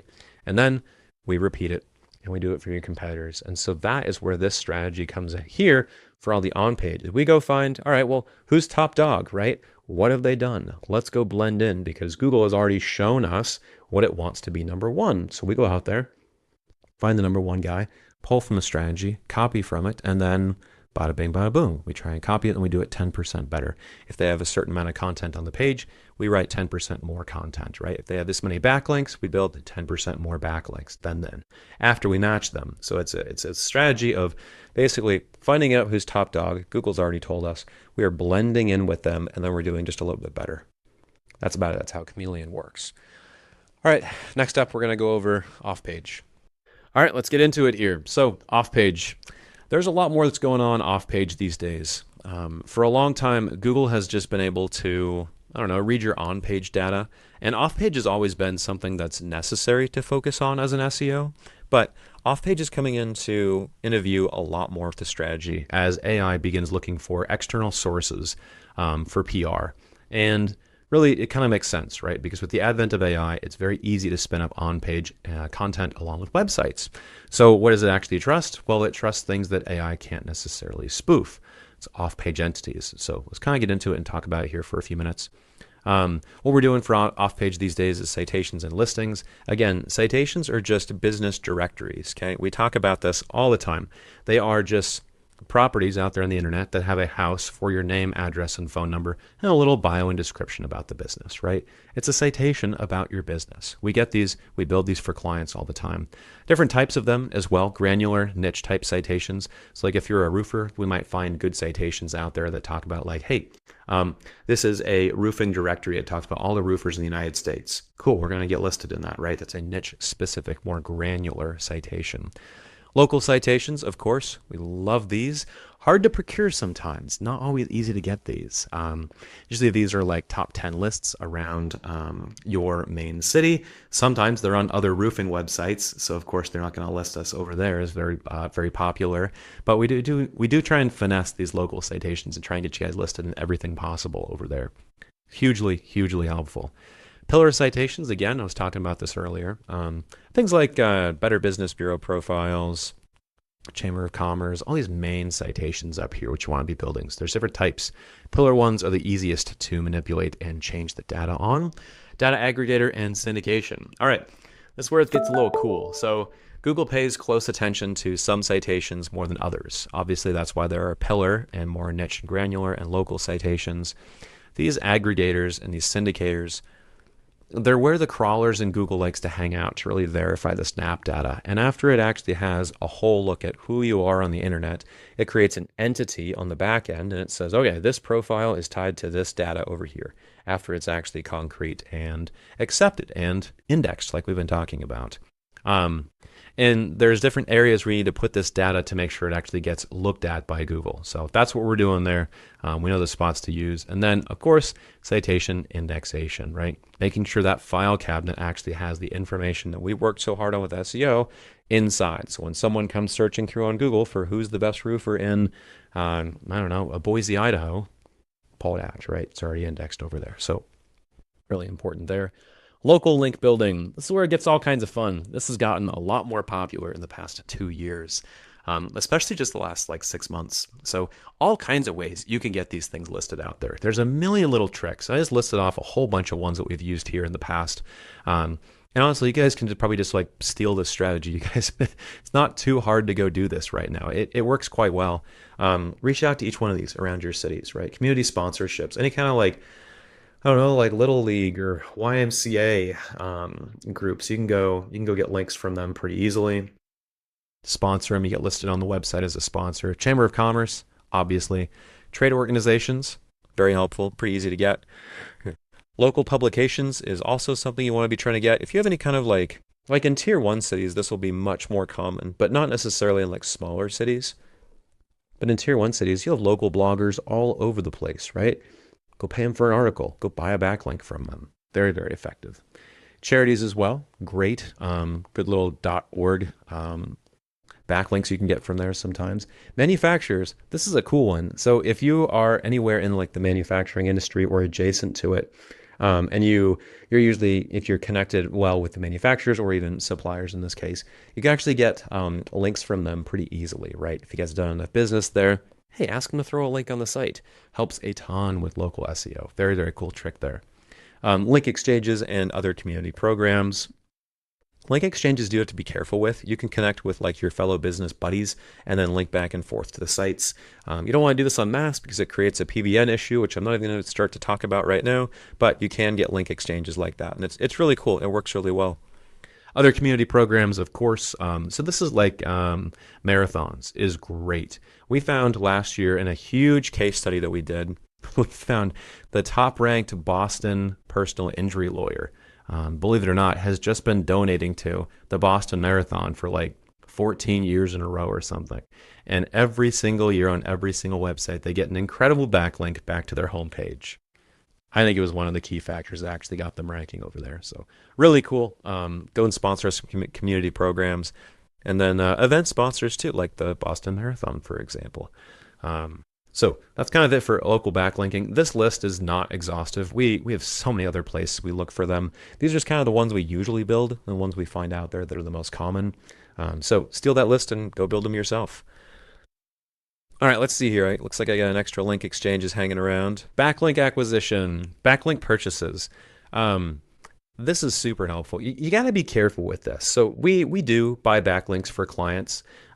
We kind of migrate from different platforms. You got to be careful when you do this. There's good links and there's bad links. I'm not going to get into exactly what they are right now and the theory behind it, but backlinks do help. There are two algorithms to SEO. There's a local algorithm and the SERP algorithm. We're mainly focused on the local algorithm, but the backlink purchases can impact your DR quite a bit, your domain rating of your actual domain. So we do backlink acquisition is something that we believe in. We do believe it actually moves the needle. Not for all markets, again, because sometimes it's different, right? If we go find a competitor that hasn't built any links and they're ranking number one, it's a head scratch moment, right? Why is that? Let's go dive in, right? Let's go blend in. Let's go be chameleonic and blend in with what's working and then do it better after that. DR monitoring, you got to look at the DR of those links too. Super sketchy sometimes. Sometimes they can be difficult to index as well. So again, part of our indexing effort, making sure they actually get seen by the Google machine in that filing cabinet we've been talking about. We make sure our links actually do get indexed. Anchor text selection.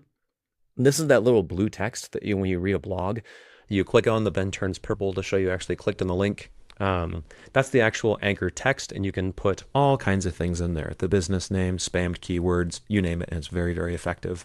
And then obviously domain selection. Is the domain safe enough to purchase a link from? Spam links aren't necessarily harmful these days. We get our clients reaching out all the time saying like, oh my gosh, like, SEMrush found like a toxic link, but linking back to my website. It's okay. Toxic and spam links, I don't think have a negative impact on SEO anymore. I think they definitely used to. And like, we're not playing in like highly, highly, highly competitive niches like international gaming or iGaming for like casinos. That's a totally different game. There are bad links out there that can get pointed to sites. In the realm that we're operating on, I'm not so worried about it. It's not an issue where we're going to get a bunch of spam domains pointed to us from like India or something. They're just trying to sell you backlinks. They have high spam scores. You don't really need to be worrying about these. Nonetheless, we do monitor for those all the time, just in case. Digital PR and brand mentions. This is something else we've been doing. Haro. I've been doing Haro for about a year and a half now on a lot of client accounts. Haro is help a reporter out. Really, really simple. Basically, we're just pitching the business owner and our clients really on these different sites where they can get talked about. Talk about their brand story. They can comment on posts. We talk about different experiences that the business owner has gone through, commenting on posts, offering their opinion, kind of like op-ed type stuff almost. Can be helpful. We've ran those for a while now. Haro isn't as prominent as it used to be, but we use it every now and then. Unlinked mentions. This is really cool. So what we can do now is AI is actually pretty good at this. It can crawl through a ton of information out there on the internet, and it can find that, Chuck in a truck from, Plumbers R Us over in Seattle. 10 years ago, he had this amazing article written about him, how he saved the day with this plumbing solution downtown or something. Well, we can go find that now. If there's no attribution from Chuck, we can actually link that back to his website. We can reach out and say, hey, This is a great article about Chuck. He's still in business. He's doing great things. We'd like to actually link back to the website in this article. So unlinked mentions is a really cool way to mine that information out. And then, of course, Black Hat Reddit PR. Now, as of August 19th here, this may not be in effect anymore. I still believe Reddit will be cited by other LLMs, and I don't think it's going away anytime soon. But AI has been known to actually cite Reddit quite a bit. So what you can do is you can do some Black Hat PR over on Reddit to actually get some mentions on that, because AI is pulling from it. So, for example, maybe your business has a poor review over on Reddit or something. You can actually run a campaign over there to remove that review from Reddit and actually kind of bury it. You can't necessarily remove, I should use very lightly. Really, you can bury things with SEO. You can't necessarily remove it, but it's as good as removed as soon as you bury it with enough positive PR. The idea behind that is you have negative PR that's ranking very, very well, and then you eventually build so much good PR on top of it that this just kind of gets buried by all the good stuff, because this is more powerful by using SEO. So it's Black Hat. We have vendors and tricks and a few in-house working systems that do that right now. Very, very tricky, but it can be very, very useful. Social channels. So finally, something else that we're looking at is LLM-specific citations and LLM-structured data. So this has to do with the LLMs.txt, which I think is over here on our on page. It's somewhere in here that we've already talked about. This is LLM structured data, so the LLM and the AIs can actually parse it a little bit easier. And then LLM specific citations, right? There are certain citations out there on the internet that LLMs actually prefer, and we try and monitor those, right? We're always doing research to figure out where the AI is pulling from this information. 9 times out of 10 for our game as local business owners, for you guys, we're just trying to game local specific citations specifically, but we do look at what the LLM is picking from specifically for locations, right? Again, this is the chameleon framework. We are blending in with what's working. We're going to go research the top 2 or 3 guys, see what they actually did over there, and then we're going to reverse engineer that strategy and pull it out and then get our own specific citations just like them, and then build better SEO on top of that. So, guys, that's going to wrap it up. That's how we make the phone ring, just about. That's the off page, the on page, the GBP SEO. Now, this doesn't encapsulate everything we do, but man, is that a lot. And then the strategy just deviates, right? Sometimes we do more off-page because either on-page has been dialed over the past 3 or 4 months, and now it just more so needs some maintenance. Sometimes we go really hard because on GBPs, because on-page and off-page is looking really good. We've maxed out the locations, and now let's go get a new Google Business profile, right? If we've done everything we can and the needle's not moving any longer, we're just going to sit on our hands and just wait for the retainer to go through and then collect a check, talk to you guys about some vanity metrics, and then move you along. No, if these 2 are dialed, we go back to GBP SEO. And guess what? As soon as we spin up a new GBP, now we go to more on-page and off-page again to support that Google Business profile. And that is going to bring us, I guess I'm jumping the gun a little bit. I'm getting excited. The quarterly war room. We'll talk about this in a little bit, but first I want to show you guys how we ship reports and show you guys exactly how to actually see the proof, right? And it's not just graphs that we show you guys, right? We obviously produce graphs in our reports and we talk about it, but it's stuff you can actually verify. So we're going to talk about that in just a second and how we actually report on what we're doing for you guys. All right, guys, so next up, we're going to get into the proof you guys can actually check, and this is how we actually report on all of our campaigns, okay? You guys have complete transparency over everything that's going on. We're going to be reporting on calls, not just clicks and impressions, so you guys actually know where the attribution is going, how the jobs are actually getting booked, and you have a direct result on our efforts you can actually take a look at. So let's break into it. Again, phones, not rankings, right? We're actually going to be producing and showing you guys what the lead quality actually is that's coming in. Right, so we're tracking calls, we're tracking form fills, we've got book jobs, lead quality, cost per job.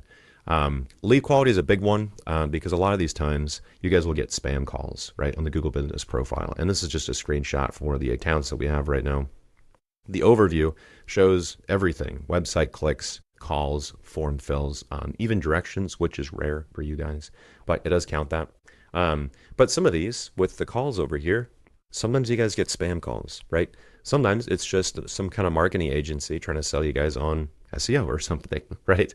So what we actually do is we try and look at the lead quality, right? That's why we get call rail So we can actually track and audit what's going on with those calls. Were they actually qualified calls, right? Who are people actually landing in your guys' inbox with for the queries? What kind of, services are they looking for? So we try and actually track that. Obviously, looking at book jobs, try to cross-reference this information with what is in the CRM, so we actually see who landed and actually produced an actual lead for you guys and became a job. And then cost per book job, right? So if we can actually get the right attribution data and you guys have enough data in the CRM specifically, we can actually get you guys direct information on the ROI that was done on the SEO efforts, because then we can actually know how much a job was worth that actually came in. We verified it was from the Google Business Profile. And if calls are up on the year, hey, it's a new call, right? So that's something we want to try and focus on and show you guys the actual results from the work. So these are just screenshots from Google Business Profiles. This is a roofing client that we have right now out of Charlotte. 163 calls from March all the way to July of this year. Super excited for these guys. This is one more client that came to us, and they needed to expand in the Charlotte market. Got them a new Google Business Profile. I think this is about I know in August, I think it's going to be month 14 with SEO with these guys, just cranking the results. So really, really happy with this. And of course, we track the actual calls and what's actually going on with those calls, right? Who actually landed on the profile? Was it spam? Was it actually a qualified call? What were they looking for with the service, right? We actually need to look into that. All right, next up, you guys have probably seen these. They're a dime a dozen out there in the social media space for SEO.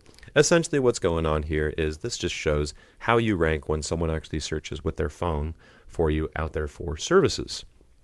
So, for example, if somebody searches for HVAC repair Coachella right here, they'd be showing up number 1. Over here, it'd be number 4, right? Pretty simple, pretty self-explanatory. And so we show you guys these. We show GeoGrid rankings. And every single time we show you guys one of these, we're showing the same geography and the same keyword, okay? The same scans over and over and over again. Because a lot of what marketing agencies like to do is they'll show you one scan one month, and maybe it'd be like Dallas plumbers, right? And then the next month they bring it back and they're like, well, now we're going to show you like plumbing services in Dallas, right? Because there's a lot of nuance between these keywords. And it's pretty easy to actually fabricate a story and not show the consistent rankings from one to the other, okay? So we report on the same graphs, the same GeoGrids every single time, and no vanity metrics too. So many SEO agencies, they'll go to some pretty lengthy, weird keyword terms that just don't have any search volume. 9 times out of 10, your primary search volume keyword is going to come from your service and then near me attached to it for local SEO. 9 times out of 10, that's what it is. And we see so many SEO companies that produce these reports that have like these exhaustive, super, super long keywords like the best HVAC emergency repair in Coachella. Okay, we have some keywords in there. There might be some people searching for it, but a lot of the times it's just HVAC repair near me or Coachella HVAC, something like that, right? No one's sitting there typing in all these things. Yes, those are longer tail keywords, and there's actually a strategy to grabbing that for SEO, but 9 times out of 10 for local SEO, it's just straight up. It's just very, very simple keywords. So we actually track that, and you can even like check our work too. So under the Google Business Profile, under performance, if you go just to like the overview tab here, you can actually just scroll down underneath this and you can actually see what you're ranking for the keywords. Usually, ideally, your business name shows up first as the main keyword, and then below that, usually it's your main service, and usually it's either service and near me or it's service in your city or some kind of combination of that. And that actually shows us what the Google Business Profile is specifically ranking for your guys' main keyword terms. And that's what we target, because if you're already getting that kind of search volume, usually a scan has some 1s and 2s and 3 stars in here. We actually try and expand that out with all of our SEO efforts. So that's how you guys can check us. Another scan over here, just fence repair services in Frisco over here. Again, not really a vanity keyword metric, right? We got the location and then we got fence repair. I guess we could have taken out services. I don't know if people are typing a ton in about services. These are just example scans. But Needless to say, it's not something like emergency fence repair services, the best emergency fence repair services in Frisco, right? You don't want anything too long. Fence repair services in Frisco is a little bit of a mouthful, but Frisco does actually have quite a bit of search volume over on this GBP, so we thought it was worth including, and these are just kind of some example scans. So Google's own numbers. And again, you guys can verify all this. I'll even show you how to do this kind of stuff, so you guys can actually track it. We always take screenshots. We don't make like any custom dashboards because then it's just numbers that we plug into the system. Obviously, easier to fake with some of those numbers. So we just use screenshots. And again, this is Google Search Console. Google Search Console shows you the click-through rate, the impressions, the total clicks on the actual domain itself over there.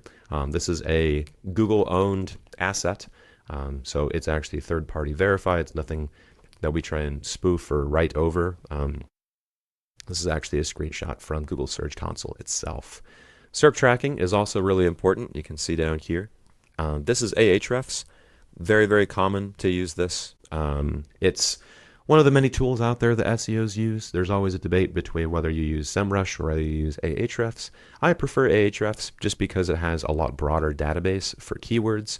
And again, these are just some results we've been getting for a fencing company recently. So I wanted to break that down really quick. And again, like you guys can like get your own accounts and just check our work with this, right? If you don't believe me, go get your own accounts, right? They're probably like $100 a month. And I'll even show you how to use them, right? So you guys can actually verify this kind of information. And then GBP review metrics as well. I do try and keep an eye on this because it is tied to the SEO overall for local. So we do try and keep an eye on that, making sure the review velocity is coming in. If we actually notice like a dip, because like we look at these scans every single month. And so if it regresses, and I know that we did everything on our end, I got to take a closer look, right? And sometimes it's the review velocity. Maybe that came down. Maybe there weren't that many in the profile this month. Maybe you guys missed like a few weeks and a competitor kind of caught up to us. So I flag that and like I come back to you guys, monthly calls, monthly recaps. And they go, hey, what happened here? Like, is there an operational problem? Can we help at all? Are the automations working fine? Do you guys see any like friction between that? So we try and take a look at that and keep a close eye on it as well. All right, the attribution chain. So as long as you guys update your CRM with what is actually happening in the field, right? The job closed, what was the cash collected, right? Can you actually reconcile that? We are working on some agentic builds right now that reconcile CRM data with other financial SaaS products, even like QuickBooks. So you can kind of reconcile between like, hey, who paid here? The money was actually transferred for this specific account. We tie that back to the CRM. And then if we have CallRail and everything installed correctly, which I need you guys' help with, you guys got to help me with the attribution here. We can actually connect who actually spent that money and then find out who actually came in from SEO over there with all the form fills and PPC for that matter too with landing pages. So data integration, that's kind of what I was just talking about right now. And then we can actually tie this revenue to SEO, right? It's all that chain, right? We're trying to reconcile all these different pieces of information. And if one link is broken in there, it doesn't work, right? I can't give you guys a direct ROI on what's been going on. And again, just showing Google Business Profile. These are calls. This is part of like this is the very beginning, the very first of what we end up tracking. And then from here we go more granular. We find out actually who called, match that to the CRM, match it to finances if we can, if you guys aren't updating that, and then we can actually get you guys an ROI number. Really quick teardown. I did a YouTube video on this recently. This is one of our roofing clients. This is their best month this year. I think this was taken from July because we don't have August numbers quite yet, which I imagine they're going to be far better. But this is what they ROI'd on from March to July this year. We had their rough revenue. We had an estimated gross margin, about $123K profit, minus what they ended up paying us. This is calculated at $37.50 for a retainer for these months. And these guys ended up closing like $100,000 in sales, which was phenomenal, right?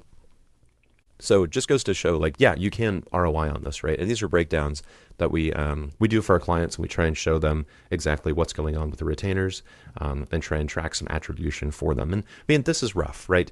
We prefer a lot more granular, honestly, reporting on a lot of this stuff. But These guys don't exactly have all those numbers all the time, so we try to do our best. We try to assume, we try and like round down and round up because we're always very conservative in the estimates, so we can actually show a good number to our clients. So, always on monitoring. This is really important too. So, with AI now, it's really, really easy to actually monitor things very, very closely and often. We just have many, many more resources at our disposal for this. So, for example, like conversion tracking, if something breaks, if a plugin comes in and breaks any kind of, I don't know, like GTM or Google Analytics or something, we have agents that are also watching by and testing things. And so that we have these canaries. So if anything goes wrong, the canary alerts us, and now we know what to go check on. Same thing for homepage and on-site health checks. So like weekly, we have jobs that run that go through the site, actually looks at it visually too to make sure the layout's not broken at all. And then we're looking for just the basics, right? Making sure the website is up, make sure it's healthy, right? Because we do want to try and host that for you guys and get that ecosystem monitored for you guys. So it's kind of always making sure that things are on. WordPress sites are just squirrely sometimes. A plugin will auto update, it'll break the site. Sometimes, for whatever reason, we can't upgrade to a new version of like Elementor, for example, which is a common website builder inside of WordPress. And so then we run on legacy code, right, which breaks and it's vulnerable to different attacks and stuff sometimes. So that's something we always want to monitor. This is something a lot of agencies don't do. Like posting is not necessarily just like a defensive play. It's also kind of offensive. You want to try to be monitoring things and go after these attacks. And always be watching for that, right? Try and attack back as soon as a plugin goes down or something. So we do try and monitor these pretty closely with agents these days. All right, next up is the cadence. So what do you guys want for communication, right?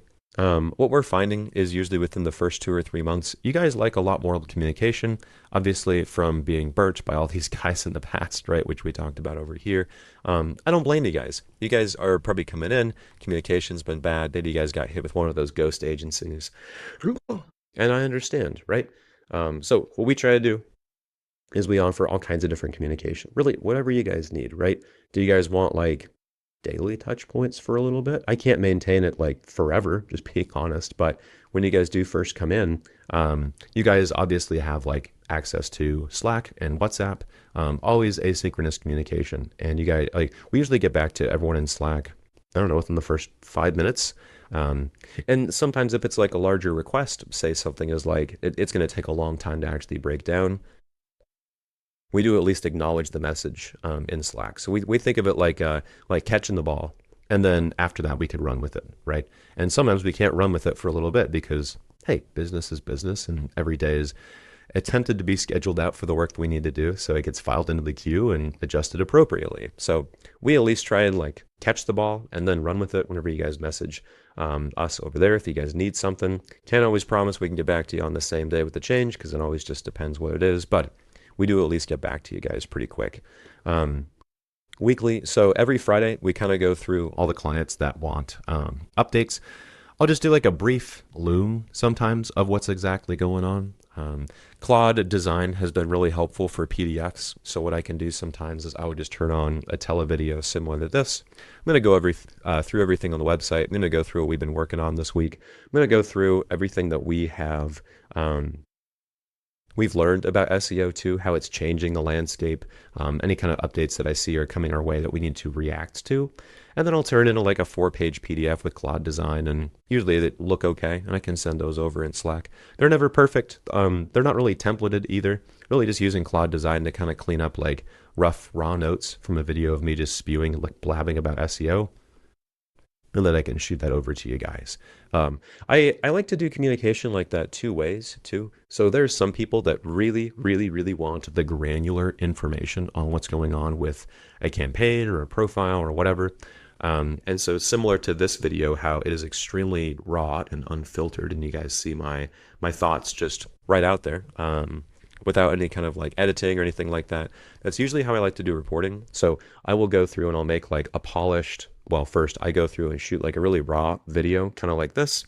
I'll go through and just give like all my thoughts, unfiltered.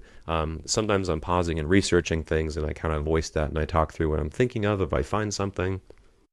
And then I shoot that video over and I go, hey, this is like the raw video for the month. It's about 18 minutes long. I try and recap everything important in about the first 5 minutes. So then if you guys are curious, you guys can hang on and listen to me ramble about all the boring stuff if you really want to know the details. And then I'll take that and I'll make it into a nice little PDF and I ship it back to you guys. And that's usually a good cadence so you guys can kind of see the high level. And then if you want more details and the actual, like under the hood, you guys have that information too. Moving along to monthly. Again, I can do like a full recap with looms and reports again. And obviously calls, right? So we can hop on, we can review the data. I can talk about what's going well, what's not going well with the campaign, what kind of support I need from you guys, how I want to pivot the strategy and see exactly how we're going to move, all kinds of stuff. And this is a good time for you guys just to ask questions, right? Do you guys want to see more specific content on the site? Did something come up where you guys have like a fundraiser next week, right? We're going to get a backlink that I want integrated to the site. How should we link back to the site? Oh my gosh, thank you so much for bringing this up. Like, it just kind of gives us a chance to riff on things because there's so much that we just forget about, right? On so many of our calls, we'll hop on with our business owners and like, we're in close communication, but sometimes when you just hop on a call, like there's just things that we all forget about. And it's like, oh my gosh, Ron, I'm so glad you're here. Like I forgot to put this in the report. I want to ask your opinion on this. And now that I have you, let's take 2 seconds to look at this, right? Do you care if we start posting more jobs in the Google business profile from like, springtime? Because we're out of jobs right now. I just want to make sure you're comfortable with us posting like older jobs in the profile, wherever some people were touchy. They want more current jobs over there to make sure the photos look consistent with summer and not spring or something like that. All kinds of nuance. So it just kind of gives us a chance to grab that. Quarterly, we're going to break down this in just a minute. This is my favorite part of the entire structure of how we do SEO. We'll talk about this in a little bit, but really it just comes down to like seasonal review, planning, new locations, add-ons. This is where the fun begins, okay? Because a lot of this so far is like the unburning, the basics, the on-page, the cleanup, and like usually by about here, like we're at like month 3 or month 4. We're starting to see some movement. A lot of things are cleaned up at this point. And the first quarter is like the first heartbeat of the campaign. Everything is now clean, right? Starting to see a few results come in. I can't promise any of these graphs and stuff because these are like month 12, month 14. Takes a while to get really, really strong results like this, but they come. And the quarterly heartbeats that we actually do with people and our clients, this is where we start to really strategize our next big moves, right? Now the foundation is done. What do we go after, right? So we're going to talk about that in a minute. I'm going to give it in its entire section. Really, the biggest thing is that you're just never wondering, right? So many of these companies and these other SEO agencies and such, you guys just get like, I don't know, like radio silence, right?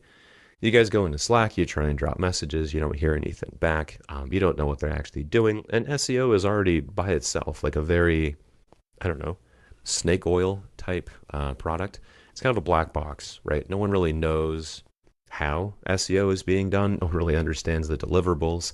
It's just the nature of the game. So what we try and do is we try and show you guys exactly what's going on. I really like doing like my raw form videos back here for clients. It tends to answer a ton of your guys' questions. And you guys just kind of get to see like our raw thoughts, right? Sometimes we get videos from our SEO strategists that I try and include in there.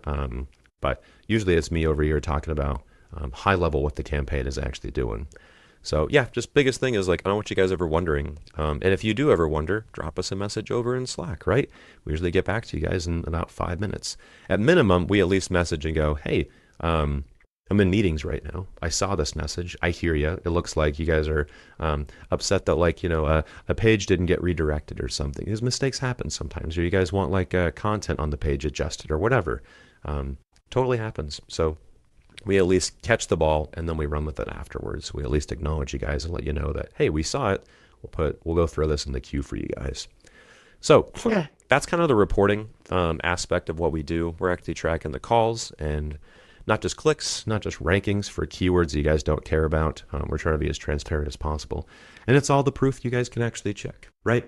I'll show you guys how to check these metrics yourself, so you know we're not just fudging screenshots and such in the profiles, so you guys can actually see what's going on with that. So next up, the quarterly war room. Very excited to get into this. This is what I was hinting at the bottom of this section down here. Every quarter we kind of go through and we see exactly where we need to be moving, right? These are the larger macro decisions based on industry trends, what we see going on with SEO, et cetera, et cetera. So let's dive in. All right, guys, the quarterly war room. Let's break into it here. So first off, the competition sweep, right? The landscape is constantly changing, right? And these are just kind of a set of questions that we kind of ask as we look through every single competitor in the Google Maps pack that's either gained, why they changed, what's going on out there, kind of just taking a look at the landscape. So let's dive in. First off, who gained, why, right? What changed? What's going on with their profile? Did they start doing more aggressive on-page SEO? Are they trying to keyword stuff and put more of those money keyword terms on their landing pages? Did they build out their site a lot more? Did they get a new location? Did someone's review velocity kick up, right? That's what we want to look at. We want to find who gained ground, right? And we also want to find who didn't gain ground, right? Maybe there was a competitor last quarter that we saw coming in, guns blazing, and then for whatever reason, their reviews stopped, right? Maybe they got a new website and their migration sucks and their ranking drops because some new SEO company botched the website, okay? That's really good news for us, and that's what we try and monitor here. I want to know exactly what's going on in the landscape. Who disappeared? Who entered the market, right? What if there's a new exact match business name that drops a new business profile right where we're trying to rank? Okay, that's going to change the strategy, right? Who disappeared, right? Maybe some of these profiles that are in riskier locations get suspended, right? Maybe they get a whole bunch of reviews that got taken off the profile. Who knows, right? I want to try and take a look at that as well. Who's accelerating? Who got acquired, okay? This happens all the time. And usually when there's an acquisition that goes in, like we talked about earlier with the unburning, sometimes all of that information that's out there, that's on the web about the business, just doesn't get updated. So we want to find out, did a new did a business profile out there that we've been monitoring, did the name get changed on it, right? Did the ownership change? Did something change about that profile that now changes the competitive landscape, which we can dive into, right? I want to see it. Who's accelerating, right? Maybe there's some new scary profile that pops up, starts getting like a whole bunch of black hat reviews every single day, and they're catching up to us quick, right? We got to react to that. What links did they build? If I can't explain the actual ranking velocity and what happened over there with a certain, with like everything I've mentioned so far, we start taking a look at off-page SEO, right? All these links, all these citations, all these profiles we've been talking about. Want to make sure we're actually looking at the off-page aspect of that as well. Did somebody start sponsoring every little league and YMCA club they can possibly get their hands on in the past week or the past few months, right? Want to see if they're accelerating there. And the review velocity, already kind of touched on that, but it's something we want to watch on other competitors. What does the new landscape require, right? This is going to change the strategy. What is going on? What's working, right? If we see somebody who comes by and starts taking a bite out of our ass and starts getting a ton more traction in the maps pack and it starts dethroning other competitors below us and they're catching up to us, what's happening? What is happening that's actually working for them, right? We're going to do a deep dive in like the strongest competitors. This is the thing. You don't just want to look at the competitors that are ahead of you.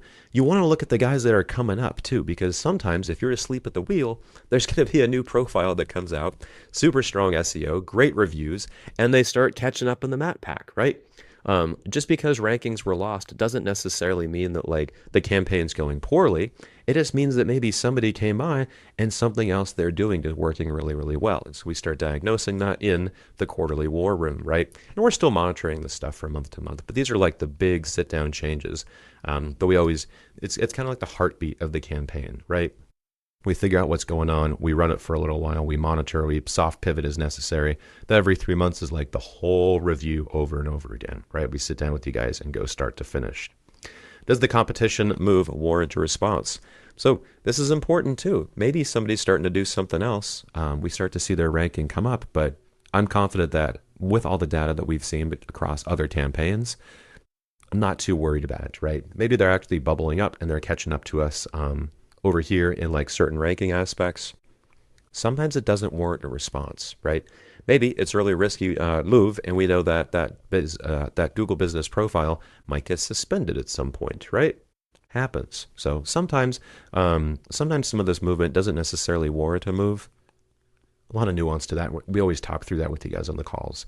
New competitor to watch, obviously, who's coming to steal our bacon, right? So we try and make sure we're not going to get caught asleep at the wheel there.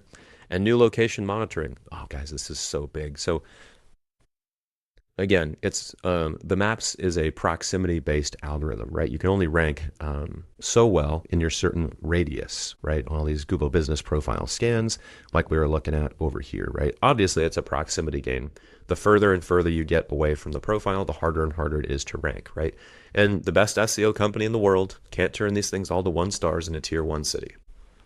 You just can't, right? You can get pretty close with aggressive strategies, but eventually the math comes into play, and it's a proximity-based algorithm. So we look for new locations, right?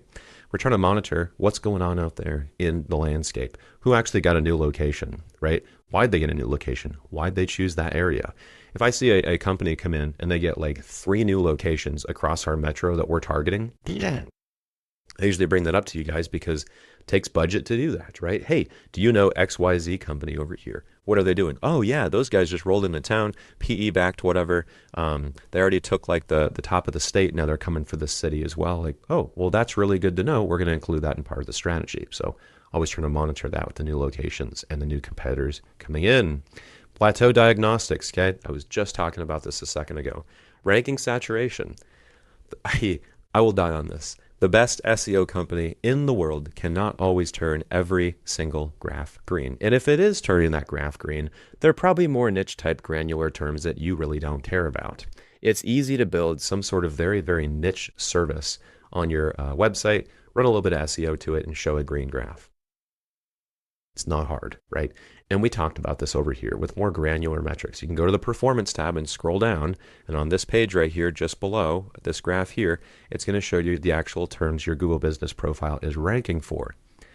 Choose the top terms that actually have search volume and people are actually searching for it. Again, this is my example the other day. SEO is kind of like fishing, but it's not fishing with a fishing pole. It's fishing with a net, right? We can rank for these terms and we cast a large, wide net, and it captures all of those terms, right? PPC is shooting fish with a bow, or maybe you're just fishing with a pole, right? You're trying to snipe these little one-type keywords, right? You're trying to figure out exactly where the searcher is coming in with a certain keyword, and you can grab that one by targeting it. SEO, we cast a very large net and we pull everything in, right?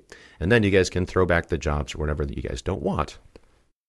So anyways, we look at market saturation and such because we want to make sure that the profile, if we're going to run more SEO to one dedicated profile this next quarter, I want to see what's actually going on with it. I want to see if we can actually squeeze more SEO out of it. I want to know, what's the ranking that we've improved on, right? Have rankings stalled? Why have they stalled? Do I legitimately think we can continue? I want to look at the edge of that radius, right? As soon as we start dropping off to those 4s, 5s, 6s, and 7s, I want to look at who owns those profiles, right? Are they thin profiles that we think we can actually take out, right? That's what I want to look at. And it comes down to all kinds of stuff. So like market saturation is a big piece of it. If there's like 50 Google Business Profiles in like a tier 1 city, like if we're going up against like plumbing in New York, right? It's going to be pretty competitive. And if a whole bunch of profiles show up, yeah, we're going to have to be pretty careful in how we start ranking for that profile and our next strategy, because it's just going to be highly competitive, right? We have to watch for that. Content saturation is a big thing too. Eventually we can only write so much content on the site. We try and get it indexed. We work on making those thin pages more fleshed out with better content. So start showing Google that we actually do rank in those areas and actually service those areas with really good content. After the content is built out, yeah, we can rewrite it. We refresh it all the time. We try and look for new opportunities, but there is a point in which content saturation comes into play. Sometimes you can only write so much content for a certain area. And that's usually when we start seeing like this plateau situation, right? Of, hey, we've written everything. We've got strong review velocity. The competitors that we're up against now are pretty competitive. It's time for a new business profile, right? That's part of this quarterly review. Proximity ceiling, I've already been talking quite a lot about this. Authority plateau, again, sometimes you just hit a plateau, right?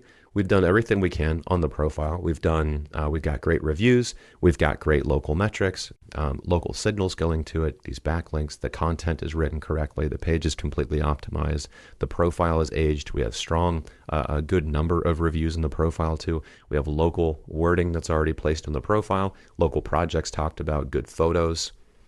Eventually you plateau in competitive markets, right? And that's when we pivot the strategy and we go, okay, new area, right? Let's go look at the CRM. What kind of jobs do you guys want? Where do you want to be targeting? Where can we actually go after more of the competitive areas you guys need to scale into, right? And obviously, very important here, ops capacity check, because we can get you guys more clicks. We can go, find out where we're not so saturated, where the competition is actually asleep at the wheel. We can go start targeting those profiles, but it only works if you guys have operational capacity, right? So this is one thing I want to check with you guys, because we can get you more clicks, but you guys are going to be paid for the wrong thing if you guys don't have the ops to back it up, right? Pruning and doubling down. So again, guys, this goes back to some of the on-page work that we were doing. We talked about this just over here a few minutes ago. Sometimes we need to prune some of the content, right? Some of the content that we write. I'm not going to exactly get into it right now and like the theories behind and like crawl budgets and stuff and Google's cache and the spiders and all that stuff. But sometimes we do actually want to prune the content back. Okay. Sometimes we write a whole bunch of content surrounding a certain niche. Maybe in our previous quarter review, you guys say, hey, we're going to go after commercial jobs right now. So we target a ton of commercial keywords, right? All of these new service pages, new service area pages, some blogs to support them in some cases. We start making all these assets for them. And then at the very end, if they're not garnering traffic and it's not working, or maybe it's overkill, right? Again, just like the reviews on other profiles, if we're getting tons and tons and tons of reviews and the second guy isn't, let's start using those reviews on a different profile over here. It's so important to start looking at and managing your resources like this. If you're already killing it, you don't need to overkill it with SEO, right? Some of that content on the page, you can actually take, and because Google only has a certain amount of budget to crawl your website, because they're not just going to go burn up a GPU crawling thousands of pages on your website, what we can do is we can actually take that crawl budget, prune down that content that was already overkill and already winning, and then start writing different content over here and expand to different markets, okay? So that's one reason you would want to prune it. Obviously, content we want to double down on, right? What's actually working? Hey, these service location area pages that we got up and going are garnering quite a bit of traffic, okay? But maybe the rankings on the Google Business Profile in that location haven't quite caught up to what I know is expected and what we actually could achieve. We're going to go double down on content. We're going to go make more service content around that location to try and grab more of that search intent. And obviously refreshing on existing pages is also really important. So you don't always need new pages, right? This is something that so many SEO companies get wrong because they're scared. They're scared to talk about the nitty-gritty details. They think that if you guys don't actually see new content being put on the website, you guys are going to panic. And albeit, sometimes it's justified, right? But we try and explain what's going on with the theory. Why are we doing this to you guys, right? We don't want to always put new content on the pages. Sometimes you just need a really good content refresh on some of those. So that's what we talk about. You don't always just want to blindly put more and more content on the page. You'll run yourself right off a cliff with that. So the strategy needs to adapt and be chameleonic to who is already winning up there, right? It's important to actually adapt a custom strategy here. So that's the kind of stuff we double down on. We'll go down here, expansion. I'm already kind of hinting at this. We're going to go into more and more of this right now and talk about the theory behind it, what we actually consider in a new location, kind of our SOP on exactly how this is going to go. So obviously new geo pockets. So we're going to go look at scans like this, right? And if our scans are starting to drop off right here, like the Southwest, we're going to see, okay, who's the competition down there? Is it actually worth getting a new profile, right? Who at the edge of our proximity play doesn't really have their profile together, right? What SEO is being ran there? Why is it not being successful? Who can we go take on? looking at nearby markets. And this is the information I need from you guys, right? You guys have the boots on the ground. What's actually going on? Let's talk through the CRM data. What were the most profitable jobs? Is there a place in town that had storm damage this past month from storm season, and you guys have had nothing but calls for roof repair from there? And there is so much damage, it's going to carry you guys all the way through busy season. Let's go get a Google Business profile over there immediately, right? So when somebody types in roof repair near me or emergency repair near me, you guys show up, right? So we want to talk about that in our strategy for targeting nearby markets, additional locations. I already hinted at this above, just talking about whether we need to optimize more or actually get new locations. This is part of that talk. Commercial work expansion. Again, you guys know best, right? What do you guys want to be focused on? Is there a pocket in town that has a lot of commercial roofs, or say like you guys know a part of town again that has like really rusted out pipes, right? Maybe it's like, I don't know, cast iron, right? Super old piping. Well, cool. You guys probably can get a ton of sewer and drain jobs over there to actually lay this new pipe. Let's go get a Google Business profile over there, right? Who's actually in that area? 9 times out of 10, all these guys who get these huge commercial jobs, they don't have granular SEO strategy like this. So really fun to go take those on, because we can swing for the fences with those jobs. It's so much fun. New services and low-hanging SEO gaps. Kind of like what I was just talking about there. Sometimes there's just gaps in the market. If we know there's a pocket that's really hot for a certain amount of scope of work, it's really easy to then just go look and see the gap and then run some SEO to it, okay? Moving on, new location prep kit, because this is all fine and dandy, but we all know that Google is an enormous pain when it comes to getting a new location stood up. It's not easy, right? So what we're actually doing is we're going through and doing location research, not research, and we're trying to figure out exactly where that profile needs to be put. Going through everything that we've talked about up here, and we'll stay on it for a while. We've already kind of talked about the research aspect of it. And then we're going to look at whether we need to go white hat or whether we need to go black hat for this. Now, white hat methods, we have standard procedures in place. We give you guys the video verification procedure, so it goes through it the first time. We'll talk more about the prep on our end over here in just a minute. We've gotten quite good at this recently. This has actually been a lot smoother than it has been in the past year. And so we try the white hat method first, usually, right? You guys go get an office space, we pick it in a certain location, we run a little bit of SEO to it, and then you guys try and go verify it. And 9 times out of 10 actually goes through the first try. We've got quite a few procedures built out in place that are pretty successful at this point. And then if that doesn't work, or maybe you guys don't want to go drop money on a lease, maybe they only do yearly renewals and it's going to be like $1,500 a month, we'll go black hat, right? What I mean by that is there is tricks and techniques that we can use to remotely verify a profile. Some are easier than others. If you guys have, like certain types of GBPs are notoriously difficult, like garage repair, insanely difficult to get a profile live. Locksmith, basically undoable. But some of these other home service and trade categories, it's actually doable, right? Electrician's actually quite easy to do, funny enough. So we can use that method too if you guys don't want to drop money on that lease. It is going to be a bumpier ride. Using black hat is, I hesitate to say always successful. I'd say our success rate's quite high with it, but I can guarantee it's always bumpy. And I tell you guys that going in, right? We have different safeguards and stuff in place. Make sure that it's not tied to like the original profiles, so we're not hurting those. We've never gotten anything suspended by doing black hat. Because really what you need to do is just silo off that black hat profile, bake it, make sure it's safe, and then we transfer it over into the ecosystem. This actually works quite well these days. We got a pretty good procedure in place. So obviously, whether we're going to go white hat or black hat, we picked a location, off-page prepped. So this is why our verification process goes so smoothly these days, is because we're doing a lot of off-page work to actually show Google that we are actually located at that location before we try and verify.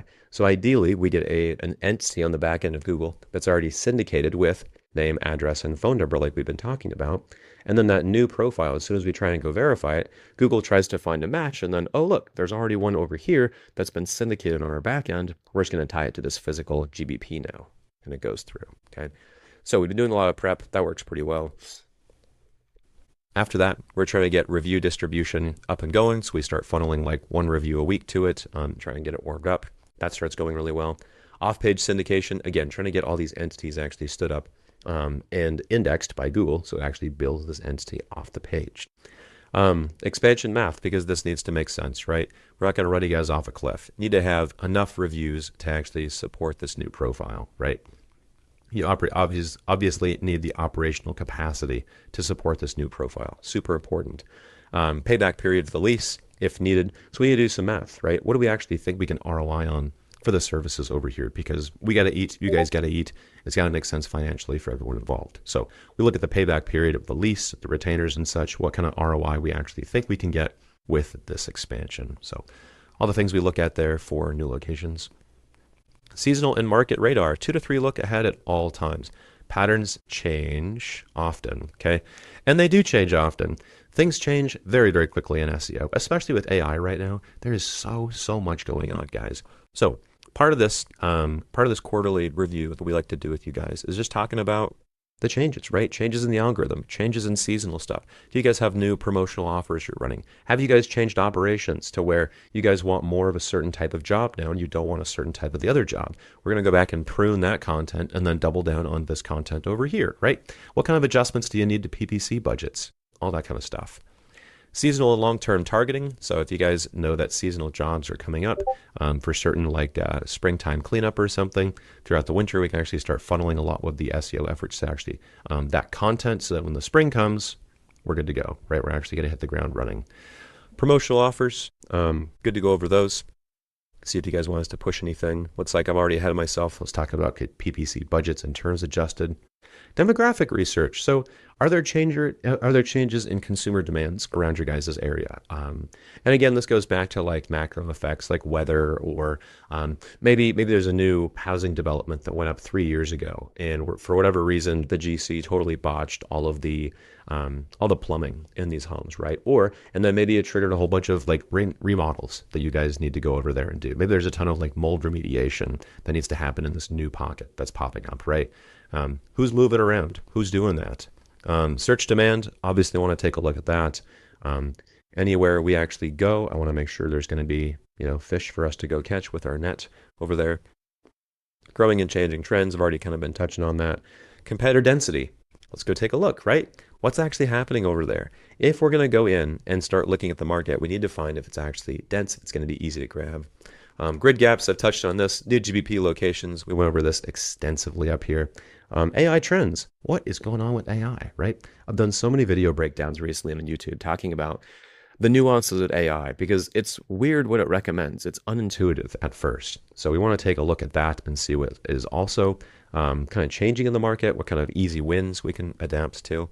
Algorithm updates, because Google is trying to fight spam super, super hard these days. So I don't want to say every campaign needs to be adjusted every single time we get an algorithm update from Google, but it is quite common that we do have to go adjust things. Always try to stay on our toes, always. And then highest margin and easiest jobs to obtain, right?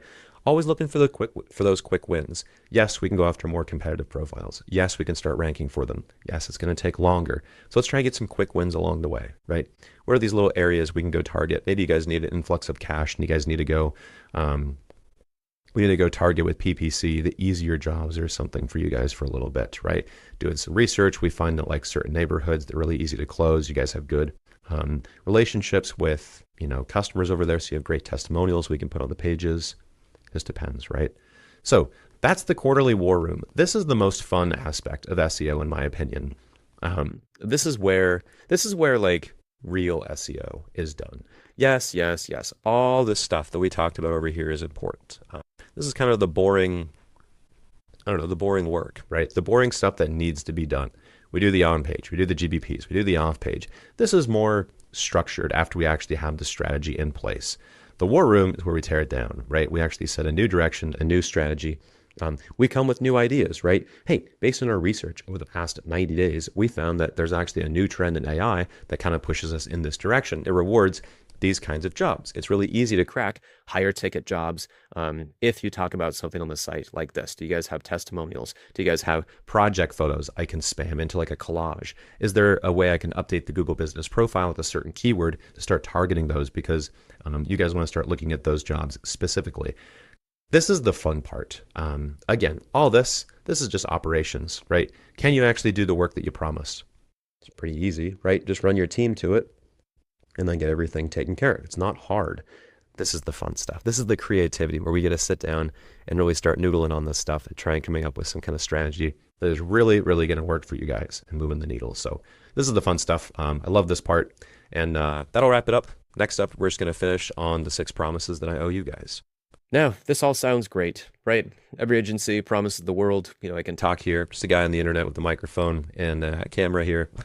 Anyone can promise what these deliverables are, right? And what they're actually doing.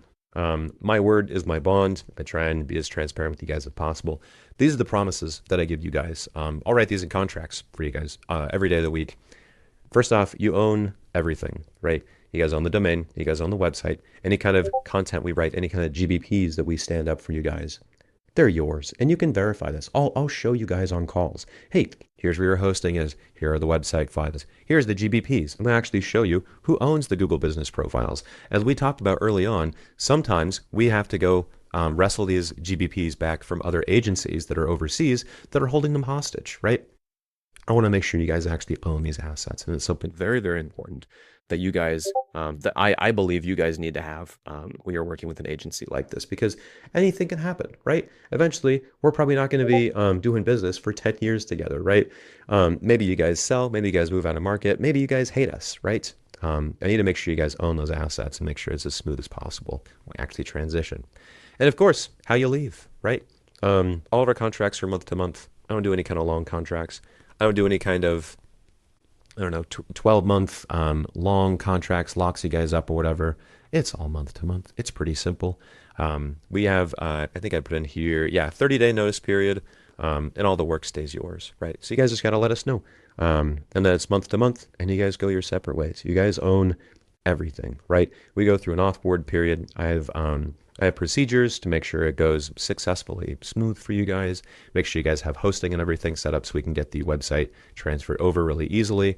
I try and make this as seamless as possible for you guys, so it's really, really easy. So yeah, month to month, that's how you guys get out of it. If you end up hating us, hope you don't, but if you do, understand, and you guys can just kind of go your own way. So that's how you guys actually leave. What I'm not going to promise you, okay? Don't come talk to us if you need #1 rankings in the next 30 days. It's SEO, guys. If you made it this far in the video, you've seen that, there is so much nuance to what's going on over here. There are macro trends we go over quarterly. There is all kinds of wacky research we do on competitors, right? We talk about this very, very early on. We're doing huge competitor audits. And sometimes the strategy needs to adjust and change, right? It's a moving target, to say the least, when it comes to SEO and the Google landscape and AI rankings and everything. So no, I'm not going to guarantee you guys that we can get you #1 rankings all across the city, right? Again, nobody can do it. I can rank you for vanity metrics if you want. If you really want to see #1 rankings, I'll give them to you, right? We'll go after super niche terms. They won't turn in any kind of clicks. Cool. You guys are happy because you guys saw a green graph. It's not what we do.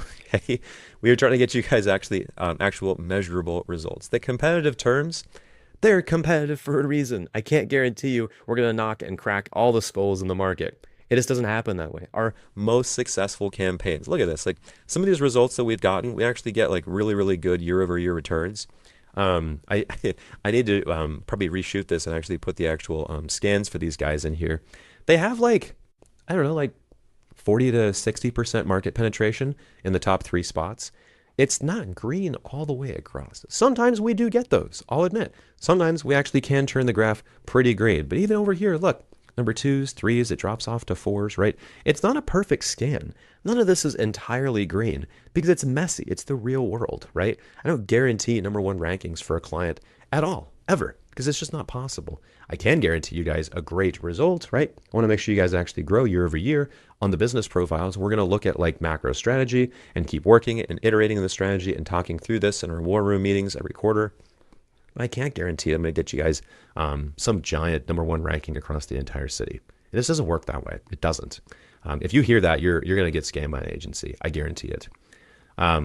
No overnight results, obviously, takes time, right? Again, these results we've been talking about that I was showing you guys back in the reporting chapter over here, This is like month 14 for both of these profiles. It takes a long time to get these results. Okay. We usually start seeing like good movement by about month 6, 7, 8 in some competitive categories. And then by the time we hit the 12 and 14 month mark, we are swinging, right? Guys, it just takes time. It just takes time with the algorithm, especially these days with everything moving so fast with AI. I can't promise any kind of overnight results. It just takes time, right? And we try to keep you guys in as close of communication as we can through the entire thing, right? We've talked about this over here, how you guys have all kinds of different types of communication that you have with us, right? You guys have daily Slacks, you guys have weekly Looms, we have quarterly review meetings, and we'll keep you in the loop as much as possible so we can answer you guys' questions and not just disappear on you. All right, what it costs and why. Everyone wants to know, what are your prices, right? That depends. 2.5 to 8K a month. It depends, right? We hire really, really good talent.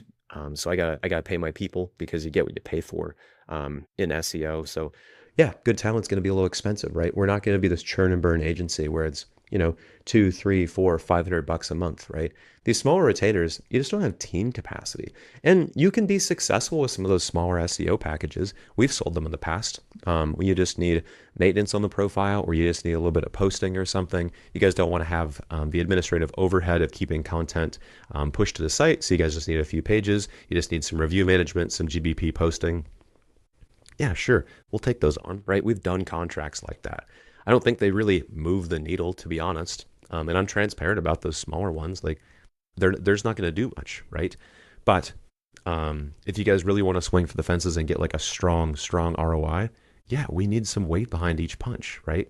So that's kind of the range. It always depends. I mean, we sit obviously closer to like the bottom of this range usually, but it does depend on how many locations, right?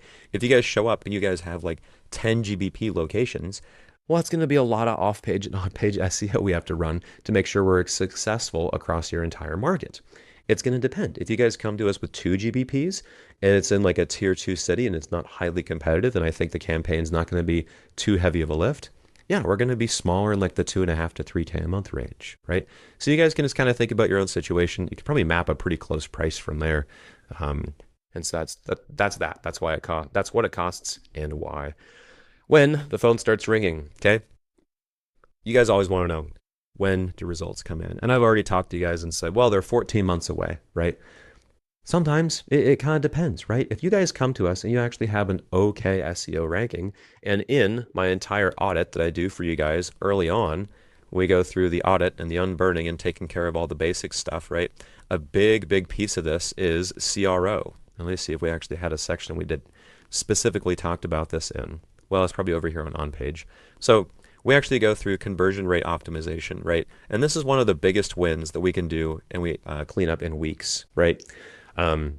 If you guys already have traffic, if the website is performing okay, sometimes we actually can get you guys a pretty significant result early on, because sometimes it might just be 2 or 3 tweaks. You guys might have actually, maybe the previous SEO agency honestly did an okay job with their on-page SEO. They just missed the mark by not including like localized wording or something. And so they were just barely missing the map pack. Say you guys were number 4. All you need to do is get to number 3 to start getting quite a few more clicks. Some of these simple edits can actually be pretty effective. Not to mention the CRO too, conversion rate optimization. And what I mean by that is like putting CTAs on the website. We talked about this over here on the design. It's one of the things I want to do every single time we take on a new account is go look at the website. Are there actually contact buttons everywhere? Is it easy for someone to reach out to you to actually contact you for your services? If not, cool. Pretty simple. Let's just go through CTAs on the account. We're going to go through and install tracking mechanisms on them with Google Analytics 4 and Google Tag Manager, and we can actually see, hey, look, in the first like few weeks, we started getting a good number of calls just because we optimized the website for better conversions, right? So something to think about there.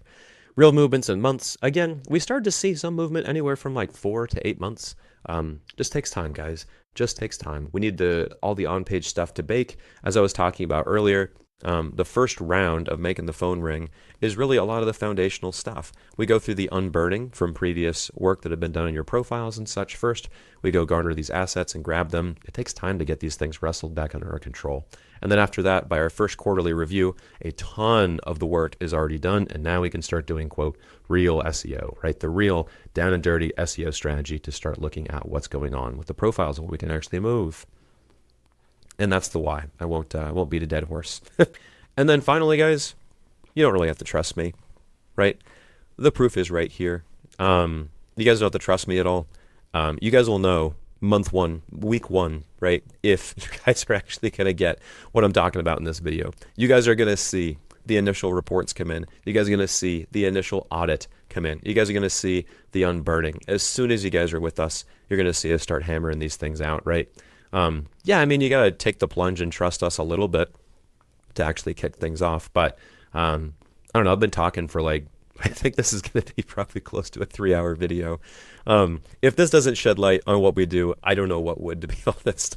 And you don't have to trust me. Like the proof is in the pudding. This is literally our SOP on the back end that we use for all of our clients. So, and you guys see it quick, right? The first weeks, you guys are seeing this very, very quickly. Our team is going through the audits, the unburning. We're doing all the on-page. We're doing all the cleanup. If you guys want like weekly Loom videos, cool. You know, the proof will be in the pudding quite quickly. And if it's not, leave us, right? Because again, we're not locking you guys up. It's month to month. So if month one comes in and you go, Todd, you promised me this incredible service. You said you weren't like the other agencies. You said you were going to do all this incredible stuff. Then leave, right? If I actually screw up on my job, take off, right? It's month to month. So really, really easy there. And that's why, I mean, I think that's what sets us apart, right? This is the chameleon structure that I've come up with. SEO, so many agencies just do this long cookie cutter type templated work. You need a custom strategy to actually dig into your market. Yeah, you can do retainer-based small package SEO. You can get some results sometimes, but if you're going to step into a tier 1 market and you think you can actually outrank your competition with a very simple strategy, you're not going to blend in with who's working and then iterate on the strategy, then go research the competitors and, look at who's gaining, look at the holes in the market, the gaps, actually talk about seasonal changes, industry trends, CRM data, you name it. You're wrong. Like you just need a stronger strategy like this with Chameleon. All right, guys. So that's it. That's everything. Hours deep into this, every single step, nothing hidden. And here's what I want you guys to do. Don't trust me, right? Take the 10 questions that are in the description and go ask every single agency that you're talking to, including us, those questions. And if it's not a right fit, at least now you know what to look for. If you've been burned before, you don't have to feel dumb about it. Now you can actually see the entire game of what an agency should be doing. If you guys do want to talk, there is a link in the description down below. On that call, I'm not going to pressure you guys at all. I'm going to tell you what I would do first and then what I would not waste your money on. And that's the call. No pressure. I'm going to do this huge deep dive audit for you guys. And if we want to do business, you guys want to move forward, great, right? We can see if we can make a package and a price point that works for you guys for all the scope of work, tailored to you guys' custom situation because every situation is different in SEO. And yeah, that'd be the call. So hope to see you guys there, but talk soon.